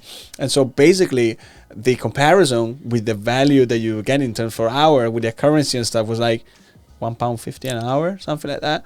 And I said, Jackpot. listen, to all due respect, I never like shit or any spit or any job or whatever is out there, because of course any job is like valuable for what you do and what you need for. But at the same time, for me, coming from the other side of the world, when we have a different sort of like way of living and standard of living, if I'm coming here a couple months during my summer, I prefer better off not working and exploring the place and making it work, because I can get some more opportunities. But what if we do this? Listen, I come here, I have my degree in nutrition, I do this, I do that, I lead seminars all over the world, already with my companies. Why don't we actually start having like a weekend seminar, a weekly course on how to eat better or train healthier or whatever? And this guy was so interested, because all these previous trainers were there just to be a trainer and then get some extra money and go around Mexico. But to me, I was there to making it in a different level. And a different level, I say, listen, why do I come here and just be one of the others? What kind of mark do I leave in here? Yeah. So then we started doing like Saturdays classes or whatever. And the deal was that I was getting all the money that people were paying to get into the seminars, because eventually these people were becoming members for the gym. So then we started, and we got like 10, 15, 20, 50 people, whatever. Then we started running people like almost 100 people. And it's not like a major city, but it was quite like a big size city. So then people started to know me and know the gym or whatever. So the guy was happy, and I was making way more money than just like $150 an hour. And then after that, I knew some people coming at the gym, and they're like, oh, why don't you come on my program? Because I'm a yoga instructor, and I do like a weekly session on national TV. And national TV in Mexico, we're talking about X amount of millions of people watching. It's huge. And it's like, you can come over there and talk about nutrition. You talk, you speak your Spanish or whatever. You talk about like hot topics in nutrition. So great. So took me on TV, and I started working on TV there every week, talking about nutrition and going like internet, like nationally. That is crazy. And then from there, someone called me and they say, oh, let's do a radio show as well, who's called Mango Maduros, which in English it's called like ripe mangoes. Ripe mango. Ripe mangoes. That's the name of the thing. So we'll do like a couple of hours of a radio show there live, and they were sending like messages straight through WhatsApp to us, like 4 people. And so to the nutritionist, they could ask anything, and I would respond live while they're going to work or whatever on their radio show. And most of the messages were coming in were like pictures, like of girls or whatever, saying, I want to see the Italian, because we're actually on live TV as well. So it's like what we're doing now, but we're on live TV in Mexico and on the radio, because the radio show was actually broadcasted on TV.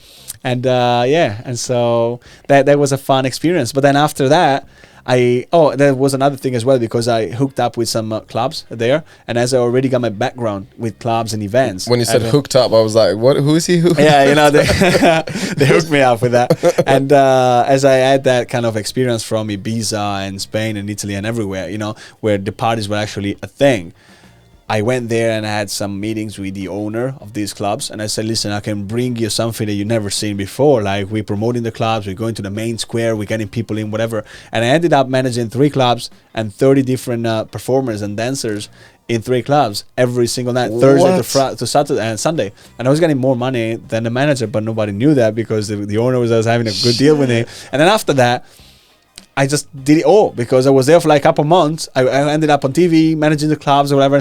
And then I said, as you said, what else? Like, what's next? So then I changed all my money from pesos to dollars, and I went to LA, and see you later. And then it was the first time I went to LA, and from there, every year I started spending 6 months a year in LA, and eventually I would like to go back. Now after all this thing, and that's how I live my life. That's how it goes. But it shows you how you can create something with what you have. My friend says there's expression, it doesn't matter, Renars, where you're going to be thrown in. It could be jungle, but you're going to get out with a chinchilla coat on your shoulders. Yeah. Because that's very similar. Again, in Bali, how many people actually go do stuff what I done, and I end up being so busy in Bali. I would be getting on my scooter in the morning, surfboard, full bag with stuff. So I would go surfing, straight away BJJ, then straight away all the saunas, whatever. Then come home, do a little bit of nap and a big watermelon, and then I read and write my comedy, and then do comedy show. And then it was like I was so busy. I've never been that busy.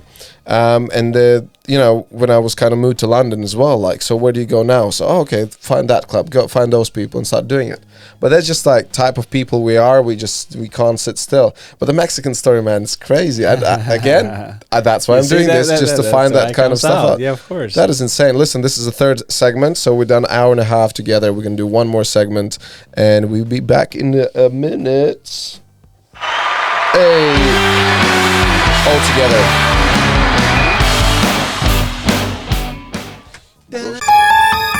There you go. And we are back. This is our fourth, probably the last segment. And we talked about a lot of cool stuff. And I think, Diego, you're one of those who we can just literally talk till the morning if we have enough energy. Thank God I don't have a podcast. Hey! So what, you said you don't like beer. Do you drink any alcohol? Do you consume any alcohol? Yeah, I like mostly wine if I'm having a good dinner. I never go out for the sake of drinking, like, go out, let's get smashed. No. Because I was always like an athlete since the beginning. So even growing up, when I was 15, 16, whatever, your friends starting to drinking just to show off. Yeah. Where I was always like the sports guy there. And so I never had any peer pressure from the outside because they always respected me, and I'm always glad for that as well. And they also knew that you can mess them up if they fuck around. But I've always been a kind of a good guy. I always got respected, so I never had to fight. I think like when also I met you, you were just like have this crazy thing about you just smiling all the time. It feels like you're just so happy always. I don't think I ever seen you pissed off. Because I don't give a fuck. Yeah, probably the most pissed off I've seen you so far in my life was when you were saying like it has to be competitive. If you play volleyball, you play to win. Yeah, that's when I get pissed off because I have to win. Dude, we definitely have to get do some sport together. To be honest, like the David Lloyd's spa where I go, there's a huge tennis courts. Okay, do you play tennis? Well, I played a little bit. One of the girls. Well, practice that. I don't want to waste time. Yeah. Oh shit. Piss me off if I go playing with you. You have to tell me. You have to be straight from the beginning. Listen, I don't know how to play, so then I have in my mind already that I'm teaching you something, right? Yeah. So if I teach you, I have no patience. I have patience. But if I don't get the ball returned, then I started like being pissed off. If someone says to me, "I'm good," and it's not good, then I say, "Oh, you could have told me before." And I come with a different mentality. I'm telling you straight away. But listen, let's have a deal. You come to Bali to visit me at some point, and they have a lot of tennis courts there and stuff. Yeah. So I'm gonna start practicing there. Yeah. That's good. There you go. Tennis, yeah. Or we can play football. At least we're good. I was in my high school team as a we in the same striker. team then? Were you striker? What was your position? Yeah, I'm forward. Forward. Or yeah. I was center forward. Because I'm left foot and left-handed. Oh, you're lefty. Another. No, it's a creative people like of course. Yeah. I love it. If you watch like all the people in history, they are lefty. There's so many like inventors and artists. My mom, she's a lefty. Yeah, also very creative writer and stuff. Yeah. There's a funny story about American presidents. That most of them they've been lefty, right? And people that are not lefty, they're right-handed. When they sign like big papers and stuff, in history, that they know that picture will go in history, they sign with the left hand just to show that they were writing with the left hand. Yeah, that's like a really funny story, but it's interesting. That's interesting fact. Very interesting fact. And it like Trump was signing everything with his left. He can't sign. Those hands are too small to handle any pen. Yeah. But apparently that's not true. Trump's hands are pretty decent size. Just people taking a piss. And America. So how do you see yourself in the future? Do you see yourself still like traveling, having bases in different places? I always kept London as a base. I just been away for 3 months, and I just came back literally like last week, and that's when you text me, because I'll be gone soon as well. So it was good to get me for the podcast. But for now, as I said, I'm 29. I got good energy, to do things I want to do. And as I said before, there's only certain things you can do now, before, not even for your physique or your strength or whatever, because if you kind of keep active and you keep young, let's say, you can do it for a long time. It's mostly about when you don't have any other responsibilities that you can do things. So if you start having a kid or family or whatever, then you're really thinking twice about what you do. The same goes for maybe being in a relationship, whatever. If you into a relationship and then you start having like big opportunities, let's say for work, then you start thinking twice about if taking them or not. So let's say they call you tomorrow, hey Renar, can you come to Canada for your podcast for a year, and you can just take and go. Where if you start having someone, you start thinking, can she come? Is she sad? Does she have a visa? Can I stay with her first, and then maybe I go next year? She's gonna annoy me while she's there. Yeah, of course, but that's an extra pay. Like they all do that anyway. But of course, you have to do things while you can, and other people will take the chances, and that's it. You left out, and that's how you need to be competitive, but you have to follow what you think is right to do. And, follow your gut. Of course, he always tells you the truth. I think when you have someone in front of you as well, you definitely know straight away as well how they are with that feeling that they give you. And if someone doesn't give you a good feeling, a good vibe, for as much as they try, then this is always on the back of your mind, like something's not wrong, not right with this person. I don't know. It's just how you feel people. And are you feeling like you're gonna have family with a lot of kids? Yeah, eventually. No, a lot. I don't know. 6. It depends, like big Italian how family. I perform. I don't know. How are you gonna perform? So you can't really predict this stuff. Yeah, but, I'm showing the message where I was asking Diego, like, what are your 3 books and 3 films? So one of the books I was like, Become a Professional Fitness Model by Diego Sechi. So that's the first one. But the Subtle Art of Not Giving a Fuck. And you were the second person, as I told you, Jamie, a good pal of mine in Bali. So he's Australian, controls around, and he suggested the same book. And that's definitely a great book to read as we discussed this in the car on the way here. So give me your kind of couple ideas, like why you think this is one of the best books there. I guess because, firstly, like it's an easy reading that goes straight to the point. That's why I like him. That's why I wrote my book as well. Like if I need to tell you something, I go straight to the point and tell you why you should or shouldn't do something. So this guy basically, is saying something very important. Say usually people are so stressed about trying to impress people that in 5 years' time wouldn't even be there. Or these people don't even know you or care about you. And you're trying to impress them to do everything you can. So you waste a lot of energy, money, time, anything involved with it. So he's saying like a good thing there. And secondly, as we were saying in the car, is that society now tends to push everyone in a positive way. Like you said before, the girl that wasn't catching the ball or whatever, and people try to push her. Well, you should be like tough with these people and be straight and say, listen, you can catch the ball.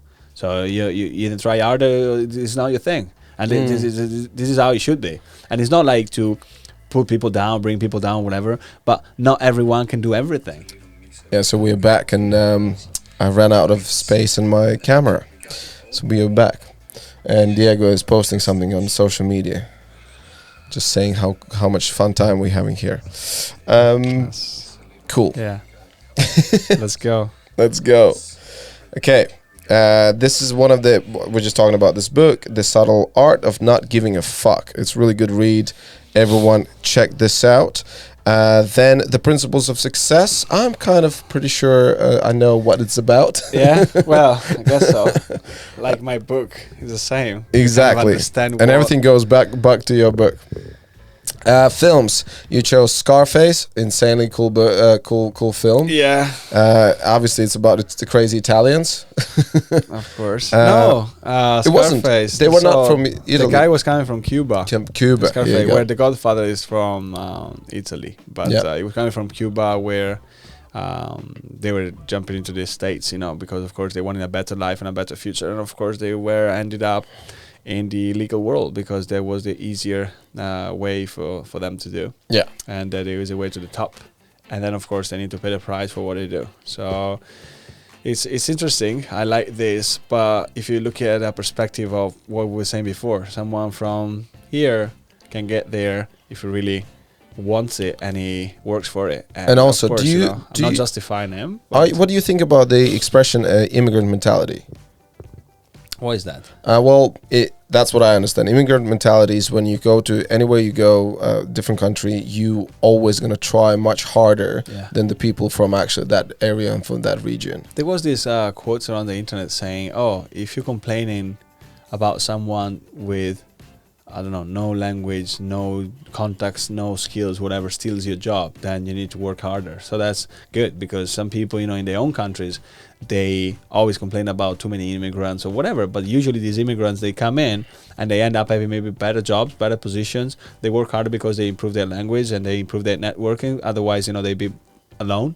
Where if you born and live in a city or in a country, you don't feel like you have to push yourself much because you feel like at home and you feel like people owe you something. So I love this, man. I love the immigrant mentality thing.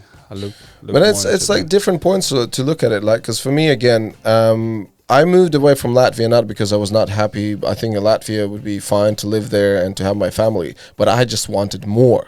I just wanted more of that different experience. And I always compare this. Imagine if you live just next to two stores. One is super huge supermarket, which has all sorts of different 10 types of bread and milk and all that stuff. And there's the other one, like a small little shop. The only difference would be that to the big supermarket, you need to walk a little bit further. So which one are you going to go? And there's so many people going to rather settle to something that is closer and easier. It's their comfort zone and so that. But some people know, and like I definitely know that I'm one of them who just going to go till the end of the world. And I usually say that I rather try all my life instead of just kind of, sit with whatever is given. or die trying. Yeah, That's or what die I'm trying. saying. Exactly, that's the die trying. Crash, it's a really good film. Isn't it? I love it. It's insane. I It's watch such like a 3-4 times a year. It's very interesting how all the stories connects, it interconnects. But the soundtrack, everything is amazing, man, about the movie. When And, that police officer was saving that black woman in a burning car, what exactly happened? They had some kind of altercation before that. He did something to her husband. What was the deal?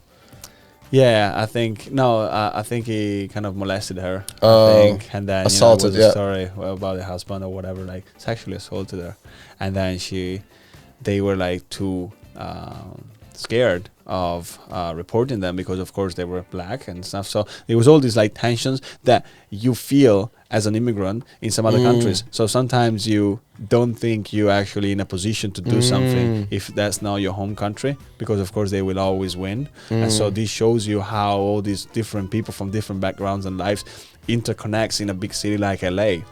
And LA, and Crash as well.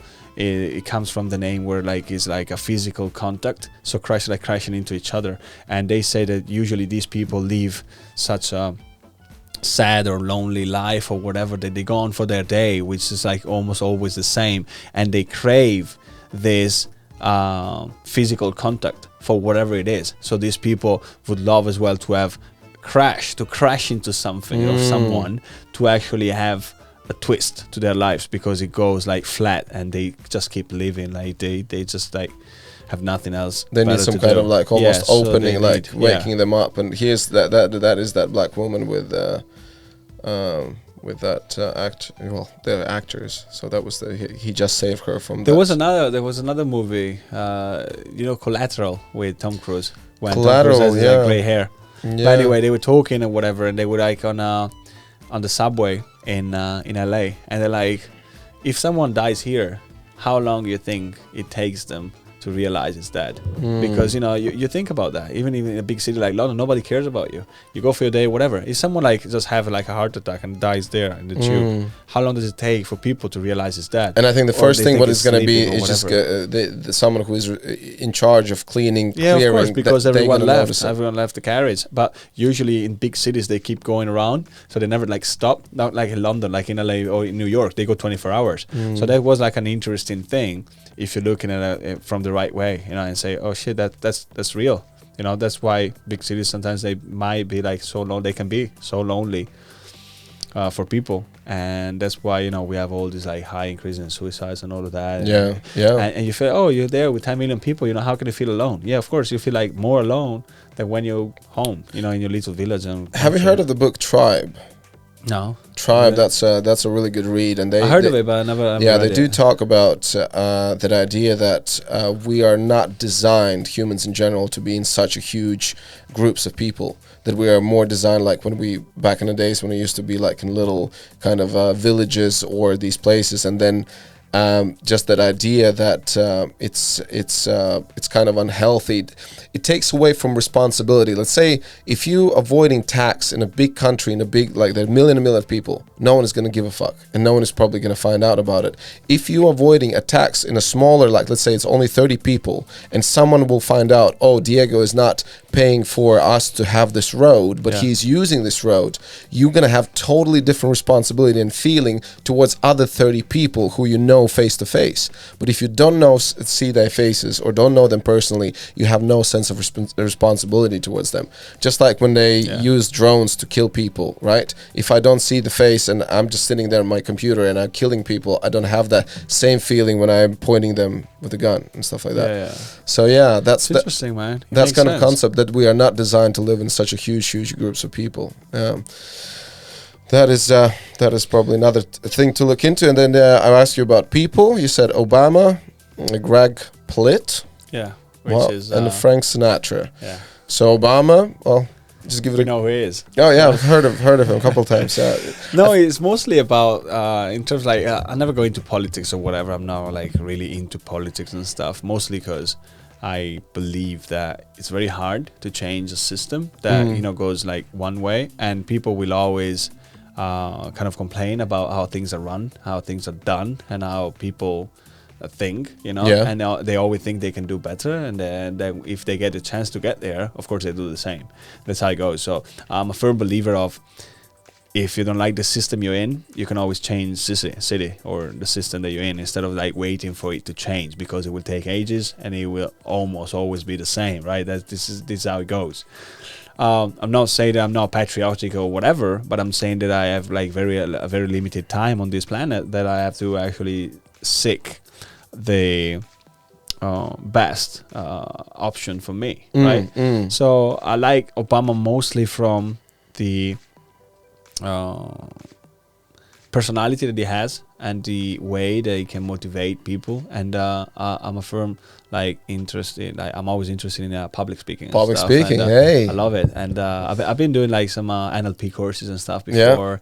But I neuro-linguistic processing is neuro-linguistic process programming. Programming. Here you go. That's so this is what a lot of politicians and people that need to influence other people use, because it's the way you use some words and specific words, and you understand what type of person you have in front of you. If they care more about hearing, or they're more visual, or they're more how do you say that?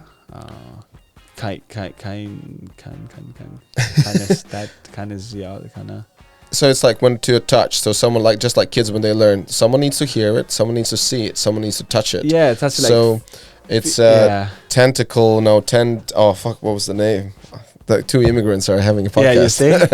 No, it's not like tactile or whatever. Okay. It's something different with a K. Like it was most like kinesiologist or whatever, something in there. But we find that out. But once you understand what like drives that person, or what like the triggers some emotions in that person, that you actually pushing that when you're talking to them to make them do what you would like to do.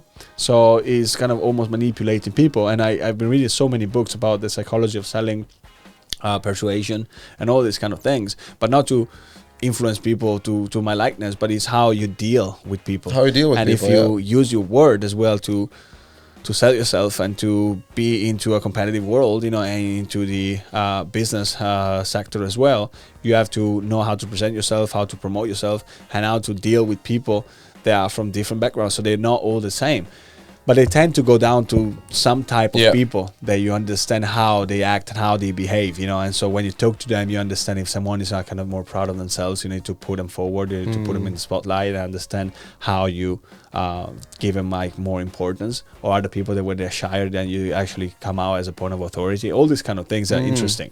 But I like Obama or all politicians in history to what the speeches that they make to drive people to do something. So before social medias or whatever, you know, you could actually, starting from the beginning of the Bible and all of that, you know, like how religions can actually move countries to fight against each other for something that is kind of apparently and it still does. there, and it still does. You can't see it, you know, it's not real, but it's something that people believe it is, and they still kill each other. And it all for started. someone. And it all started with the charismatic speakers. Someone who would convince them that there is a hell, there's a heaven. Then if you're gonna do this, you're gonna get there or there. But talking about public speaking, have you ever looked into Toastmasters? Yeah, I used to be part of some. Hey, I've done groups, about 10 years Toastmasters. Yeah? I started in Canada, started in Saskatoon, then moved to London and did there for a while. That's a good way of, you know, meeting people and knowing people and getting out there. Exactly, and have a good principle of public people speaking. Go there with different ideas or different things that they need to fix. I've never been scared of like speaking in front of people, but it was mostly about being more fluent to when you want to articulate a thought, you know, that it's in your head. And sometimes, you know, to get it out there, you might would like to need some more vocabulary and maybe have enrich your vocabulary. So once you get there, they give you like the word of the day as well. Yay, word of the day! You know that shit. If you do that, you get more points. All the public speakers or the Toastmasters, they know about word of the day. What does it mean to be grammarian? What does to be timekeeper? What's to be evaluator with the speaker? No, it's a lot of Toastmasters. It's a lot of fun time. And I actually had one of the my guests. He's a very well-known speaker, and we met in Toastmasters Club. So anyone who wants to improve their presenting skills, and again, it's not about the language. Very often there's English speakers who stutter or being too fast with trying to explain themselves, and eye contact, how you deal with body language, with how you being on the stage, because very often people stay in one spot and just look at two people in front and then don't engage with everyone else. So yeah, Toastmasters, that's awesome. And awesome that got me. That's why the last book I told you about, the Principles of Success, is a book by Brian Tracy, who's like a very knowledgeable guy who created this multi-million copies book series called Chicken Soup for the Soul. And you know, I love that. It's very interesting because it was bringing all these like motivating and successful stories to people from like normal real life stories that they were inspiring people. And then this guy went into, you know, creating The Secret together with the other guys, and then from there I shifted more towards business. So Brian Tracy, Les Brown, all these people that there, Eric Thomas, you know, the other guy, the hip hop preacher he called himself. And I went to some live events they done in London. So it's very interesting because it's all a community of people that are like starting from like motivators, you know, and successful speakers, and you go up to Tony Robbins and people like that. But I like to see more of a realistic side of things. So if they start telling you, hey, just think about money and believe, you know, you get money and then you get a check through your letterbox, it doesn't really work like that. You know? Did you try it? Yeah, of course. You know, I try. Where's my check? I got fined. But apart from that, that's why, you know, I told you Obama or even like historical people like Hitler and people like that. I know, you know, I'm not judging them for like the right or wrong, you know, way of speech. I'm judging them for the words they use to trigger something in people and call them to action. So now, even if we're in a digital world, we're still going back to that. The basics of marketing are still there, because if you go on a website, you know, this is my page, but the call to action, you know, the authority you actually get in the first 2 or 3 seconds when you're talking to someone, your link is there, you know, people go in and they gain trust, and, you know, they trust you more and more and more, and then they actually they increase your credibility as well, and then you get some reviews and so feedbacks from people that are talking about you. All these sort of things, they're there forever. And every time we're reading, we're watching an ad online or on TV and stuff, they always touch these basic principles. They go back to what we actually would like to do or make. So now Christmas is coming up, and we're gonna see everything all over again about Amazon and all these like big e-shops. They are actually trying to get us into buying something. Or when you see some McDonald's ads, while you're watching a football game, and then you order McDonald's. It's so interesting and fascinating how this works. And so that's why I wanted to actually know more, following all these people and be inspired by these people, because then they can move countries and get people to do things. So that's why I put Obama up there, not because of his politics, but given to him that he was the first Black American president or whatever. So there's a lot of like interesting thing that goes beyond that. But not being a black guy, I will never fully understand that. Even though I just finished a book about racism and stuff, and it's very interesting, and it's like one of the latest movie that came out, books that came out. It's called Why I Never Talk to Race. Why I Don't Talk to Race. Why I don't talk to white people about race anymore, something like that. So why I don't talk about race. There we go. Why I don't talk to white people about race. And it's very powerful. So it's this woman. Let's put images. Why I'm no longer talking to white people. You see that one? This is the one, yeah? Yeah. So this is very interesting because this woman, she started to study a lot about racism and all of this, and how it developed over the years. And she makes you understand in all sort of contexts why they have a disadvantage in all sort of ways. And they say a white guy will never understand that because you're born this way. And so in everything, and from school to this, that, and as long as the world is always developing and stuff, but this will take years and years and years. And I think we get to a even level. The same now that goes with sexes, men and women, gay people, non-binary, and all everything, stuff, So for me, it's the thing I don't understand is when they now, after George Floyd and stuff, all the movement of Black Lives Matter, a lot of like black community started to come at us to say that we have to say sorry and apologize for that. But I think that me or other people like our generation, we never disrespected anyone. So I always treat people for what they are and what they give me, no matter what color they are or what sex they are or what sexual orientation it is. Exactly. If you're dumb, you're dumb. If you like, just like argue with me, then we argue about something there. So don't just march on that, to have like something more. But at the same time, history cannot be changed. So it's not my fault if you were treated like that. But the thing I'm doing now to change it is that I will never do that to you.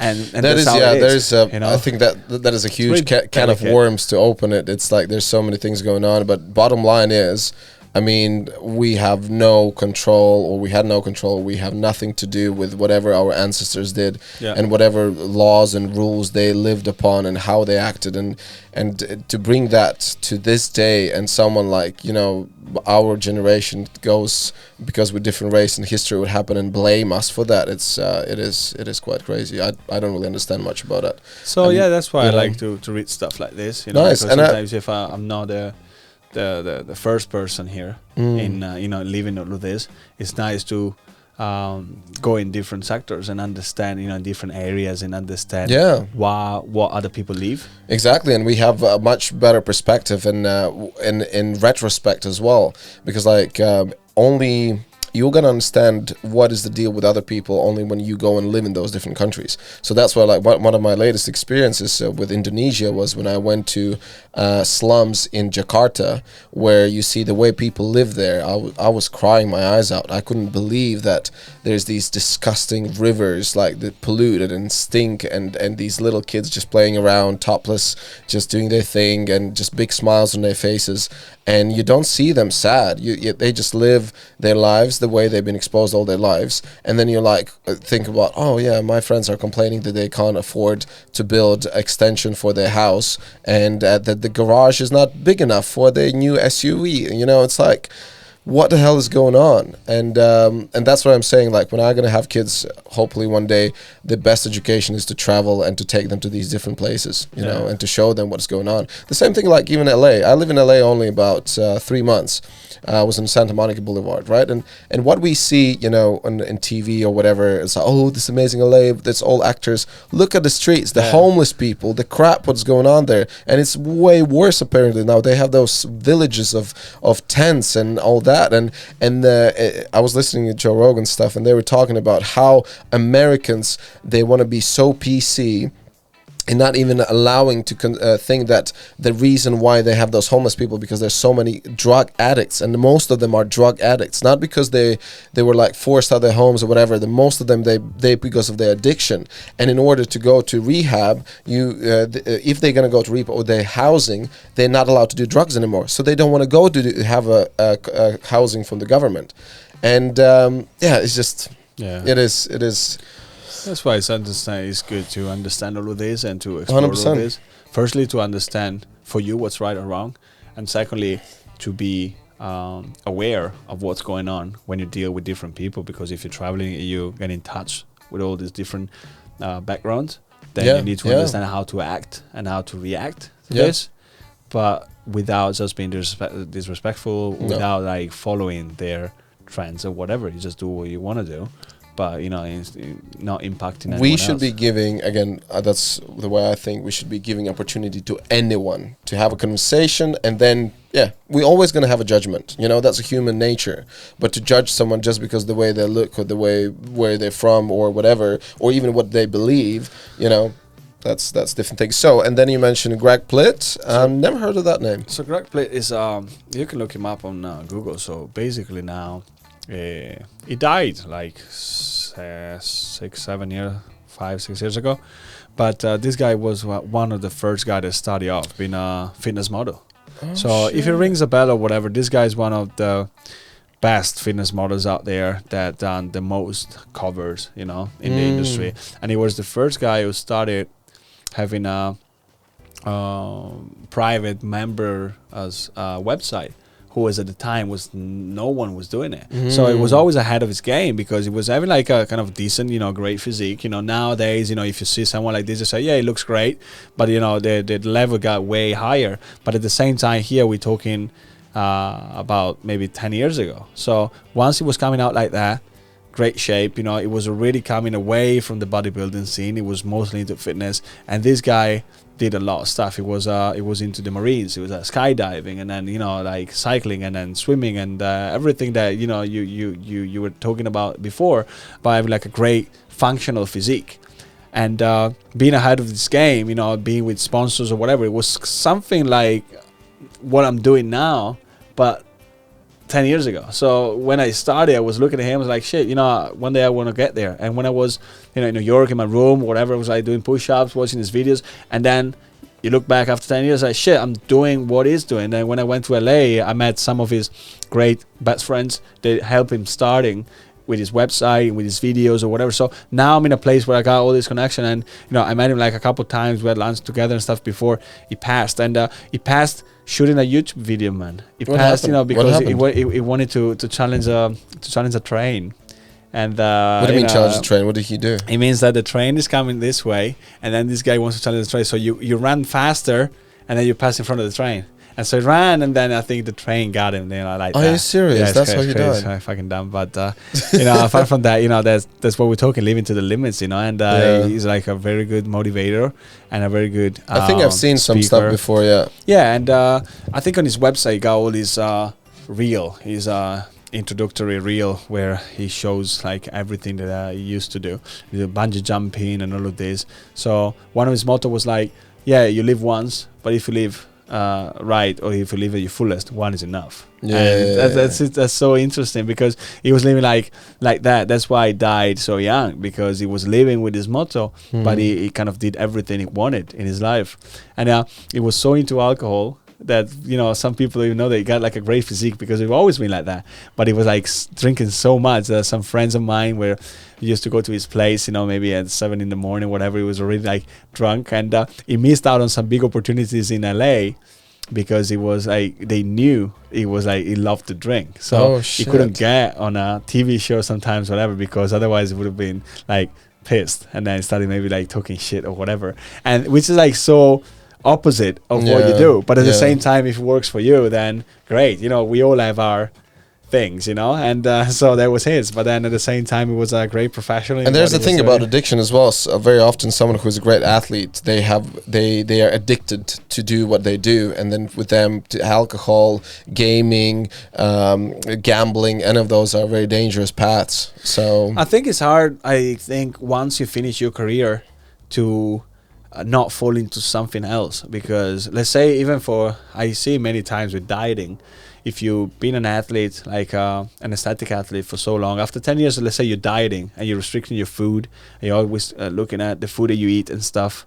After you finish your career, that you can eat freely. Don't you go crazy on your food? Like it's Yeah, like yeah, the yeah. opposite mindset. So of course it happens. And if you love to be addicted to something, as you said, then you'll be addicted to something else, because this is how you're programmed. So you just hope that it's going to be a healthy addiction, not a crazy destructive one. yeah. And And Frank Frank Sinatra. Sinatra. Why do they put him next to Trump, man? Like, I don't know, man. come on. But yeah, look, like fashion, that's it. Hey. Style, everything, like. But the sex music, appeal, man, charm and everything. you're Dude, of course, fan of that's why fan of jazz. That's why I grew up with his discography when I was a kid. I was listening to all the songs and his voices. I read like a couple of biographies of him, but it's just the way that I love the way of becoming this popular before social medias and internet Yeah, or whatever. yeah. So that, to me, those are the real celebrities, because now you have so many celebrities like on TikTok and gamers or whatever that we don't even know they exist, but they have their niche of people, of 10 million people following them. Yeah. We don't know them, so they're not, I think, to me, they're not celebrities. But here we're talking about Elvis and all these like crazy people, Marilyn Monroe, all these people that we've been in history forever, that were like so powerful that people were actually traveling, moving just with like TV at the time, but not even TV, like magazines or whatever, and they were like at the top, and they did this all their lives, because here it was young, but then all its life until it died, it was doing that. So it's just incredible to think of that now, so that's why I admire them so much. And then everything goes with then the style of his and the era that he was in, because then he got some recalls as well in The Godfather. Before, there's some recalls when the mafia was helping him or whatever. It was the beginning of Las Vegas and stuff. It was very interesting, because then Las Vegas was mostly built by the mobs, and then they were using people like this to bring up Vegas, because it was nothing in the desert, and then from the desert they started going some hotels, and then they were actually fighting with each other who get the best celebrity to get people in their hotel and their venue, and then play at the casino and all of this. So then of course you get some favors from this guy, because then he gets some good money, but then he stays just with you exclusively. So it was like a really nice story to know now. And that's why, as I told you before, even biographies and all of that is very interesting to know all of this stuff. There's another great movie about the founder. It's called The Founder, as there's the guy who invented McDonald's. And that's very interesting if you happen to watch. It's like Michael Keaton, which is like a very nice actor, very good actor, but this guy I don't think I've seen the film, but the whole idea that someone wanted to buy that McDonald's, and then they refused to sell it, and then it just wanted to open this guy the way. this guy was selling milkshake machines, and he was selling it maybe once a week or whatever. He was trying to make some money or whatever, and then all of a sudden he got like an order for like 3 or 4 machines from this San Bernardino shop, who was McDonald's. So he actually drove down there himself to see why they wanted so many machines, what was going on. And they understood that this McDonald's thing, they are 2 brothers, it's like Dick and Mac. They invented the whole system that now they still use in McDonald's. So you have the station for the syrup, for the fries, and the syrup for the ketchup and mustard, the fries and the milkshake, and everything is like in place, that everything can be very fast and effective, because everyone has their station. It's like in a factory, right? So this guy understood how they were working. Like, shit, we have to franchise this. We have to franchise. And these guys were actually scared about doing that and go bigger. But eventually, they got him to be their salesman, and these guys started to go around America, to open like different shops and stuff. But then they were getting, of course, a cut of whatever they were getting from the franchises. But then he understood quite fast that it was not the money they were making on a $1 hamburger, but it was the money you were making in renting Real that estate. place out. Yeah, real it was estate. about real estate. And yeah. now, if you think about it, McDonald's owns the best places in the world. You go Piccadilly, you go Times Square, you go everywhere, and there's a McDonald's in the best areas in every single city.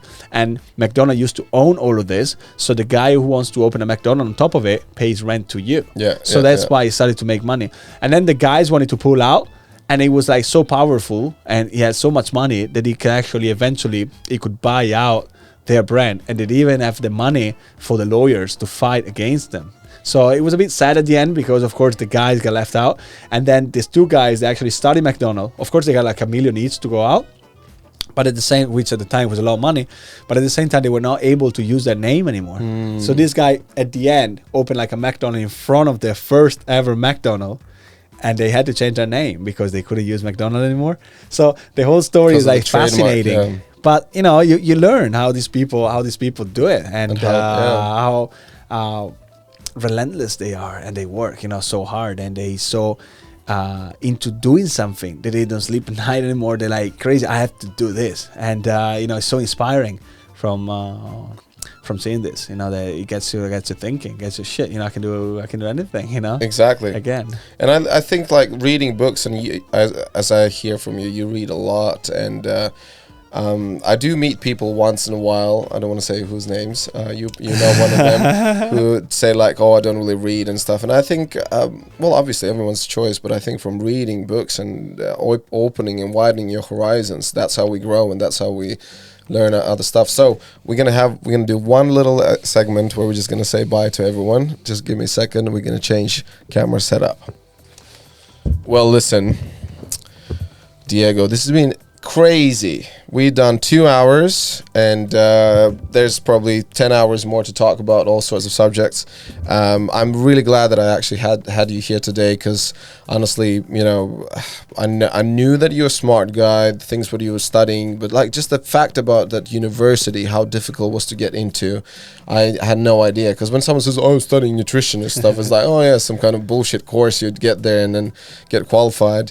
Your life story is insane. The things what you've done in Mexico, like really cool, and I'm really looking forward to see what else you're gonna bring on the table. It's a lot of cool, inspiring stuff, and so hopefully whoever's watching this podcast, if they have any questions or anything, how do they get in touch with you? What is the best? So we have the Instagram here, which is Diego Sechi, not Sechi. Yeah. Mostly through my social channels, because of course then they have my link to my website or anything. So it depends. A lot of people want to get in touch with me for different reasons. So as an online coach, as a sports nutritionist, as an author, it depends on what they want. But everything that it's me, then they see on my social media, so they can understand and appreciate the roundness of my skills and abilities. It's a package. Yeah, the total package. So yeah, but it was very nice to come on the show, and it was very great to see you again. And this is a nice chance to see you. So I guess if you do like once a year. Yeah, we should do it every year. No, this is the great thing, so we can update. We catch up and see what happened in the last year, and then we see if this podcast is actually bringing me good luck as well. Because if it goes worse next year, then I might actually. Well, then you're just gonna ignore my phone call. What it was like? What, 3 years was last time we seen each other? 4 years ago. It's been a while. Yeah, 3-4 years ago. It's been a while. Time flies, man, and even because of this last couple of years, whatever, it went fast for everyone. But I know that you got a lot, going on, and you got I wish you the best of luck, with this new project of yours, and I hope to be here again in the future. Cheers, buddy. Thank you so much. Listen, before we also finish this, I always try to ask to my guests, what can you suggest for your future, whether it's Italian Diegos or Latvian Diegos, anyone who would like to kind of step into this, whether it's fitness, anything, I guess, like what would be your kind of a little suggestions to people, young people, old people, doesn't matter? No, firstly, I think, as we said, we need to be realistic about if that is what you really can achieve. So I'm not being negative. I'm just being realistic. So sometimes, if I'm this short, I'm not saying, I want to play in the NBA. You have to I be think real that's with what the yourself. usual example. Yeah, you have to be real. I want to with be yourself, next Shaquille O'Neal. I'm 5 feet tall. That's the thing. So firstly, understand what your potential is, what your skills are, and where you're good at. And of course, if you're good at something, of course, you can always get better and better. But at the same time, you need to understand what you have there that is above anyone else, or something that is unique to you. And then you can start polishing it and working on it and develop it farther and farther to be unreachable to many people. So this is what you should do. And secondly, have faith in you first. So a lot of people will bring you down. In the beginning, as you said, people don't really believe in what you do, and they're like, "Oh yeah, well, whatever, yeah, good luck, great idea." But then they will start seeing the results, and they start believing in yourself. Like they start believing in you later on, and then they start push you later, of course. But firstly, they are the ones that are like, "Oh yeah, shit, yeah, waste of time or whatever." So don't be discouraged if someone maybe will not want to invest maybe in something that you do. If you're looking for investors out there, or people that maybe give you opportunities, don't be like disappointed if someone don't really see you through value in the beginning. They're like, "Oh, we're not really interested now," if it's like a working interview or whatever, because you really need to believe in yourself first and understand you can make this happen. And secondly, then once you reach that level, then don't actually discourage or other people, or maybe just don't cut those connections with the people that didn't want you in the beginning, because it's not their fault, but everyone is there for a reason, and they always want to see the return, mostly in business. So if it's not the right time for you yet, of course they would not like to collaborate with you now, because of course they don't see the value and the return in that. Yeah. So it's up to you to show them what's the value they can get, or they can gain, or you can bring to them. And how serious you are as well, because there's so often someone gets all hyped up. Yes, I'm gonna be the next Arnie, or I'm gonna do this, and then you're like, yeah, fantastic, and you don't get that straight away, that response which you maybe expect. But then give yourself a year or whatever time, and come and say, that's what I mean. And as the saying goes, actions speak louder than words. And Exactly. in these worlds now, in this world filled with a lot of words and ads, and we bombarded by different people. There are no ones that they come out the blue, different new fake profiles and all of this. We don't know who's real and who's not. So by doing things and by achieving things and goals and showing people what we've done, instead of just talking about it, or maybe actually almost have other people talking about what we've done, because we impacted so many people and we've done good to this world, then we understand who's real. And once you have quality, I think that will stay longer, because it's easy to scam some people out, of some money, if you say, "Oh, I'm a teacher in this, I'm a guru in that," whatever. But then eventually people will find out, when firstly you're not passionate about what you do, and secondly you're not a professional in what you do. So really go at it, become like the best you can be, and keep investing in yourself all the time, because things change. And as a nutritionist myself, talking about my own experience, I studied for the last 10 years, but it's still something that I have to study, because things are changing all the time. Research goes on, science develops, and we have to understand what's new and what's good and what's bad, and people beliefs change of course as well. And so you always need to keep updated with your skills, but at the same time, don't lose sight of where you want to be. And of course, that will change in some years' time. And so that's why, if you ask me now where I want to be in 5 years, I don't know. But at the same time, I'm sure of what I want to do, and I want to do what I'm doing, because then that fulfills me at the end of the day. I feel great that I've done it, and I want to keep doing it. So Hallelujah, brother. On that one, we gonna finish this amazing experience here with Diego at Renars' podcast. Listen, man, I'm just saying all good luck, and I will see you soon. Boosh. thank you, Renar. Little dance. Show me the moves. It's so long. Oh, this is the guitar. And then you should be on the drums. You should be on You should be saxophone. on the drums. Yeah, where is it? Super duper. Right.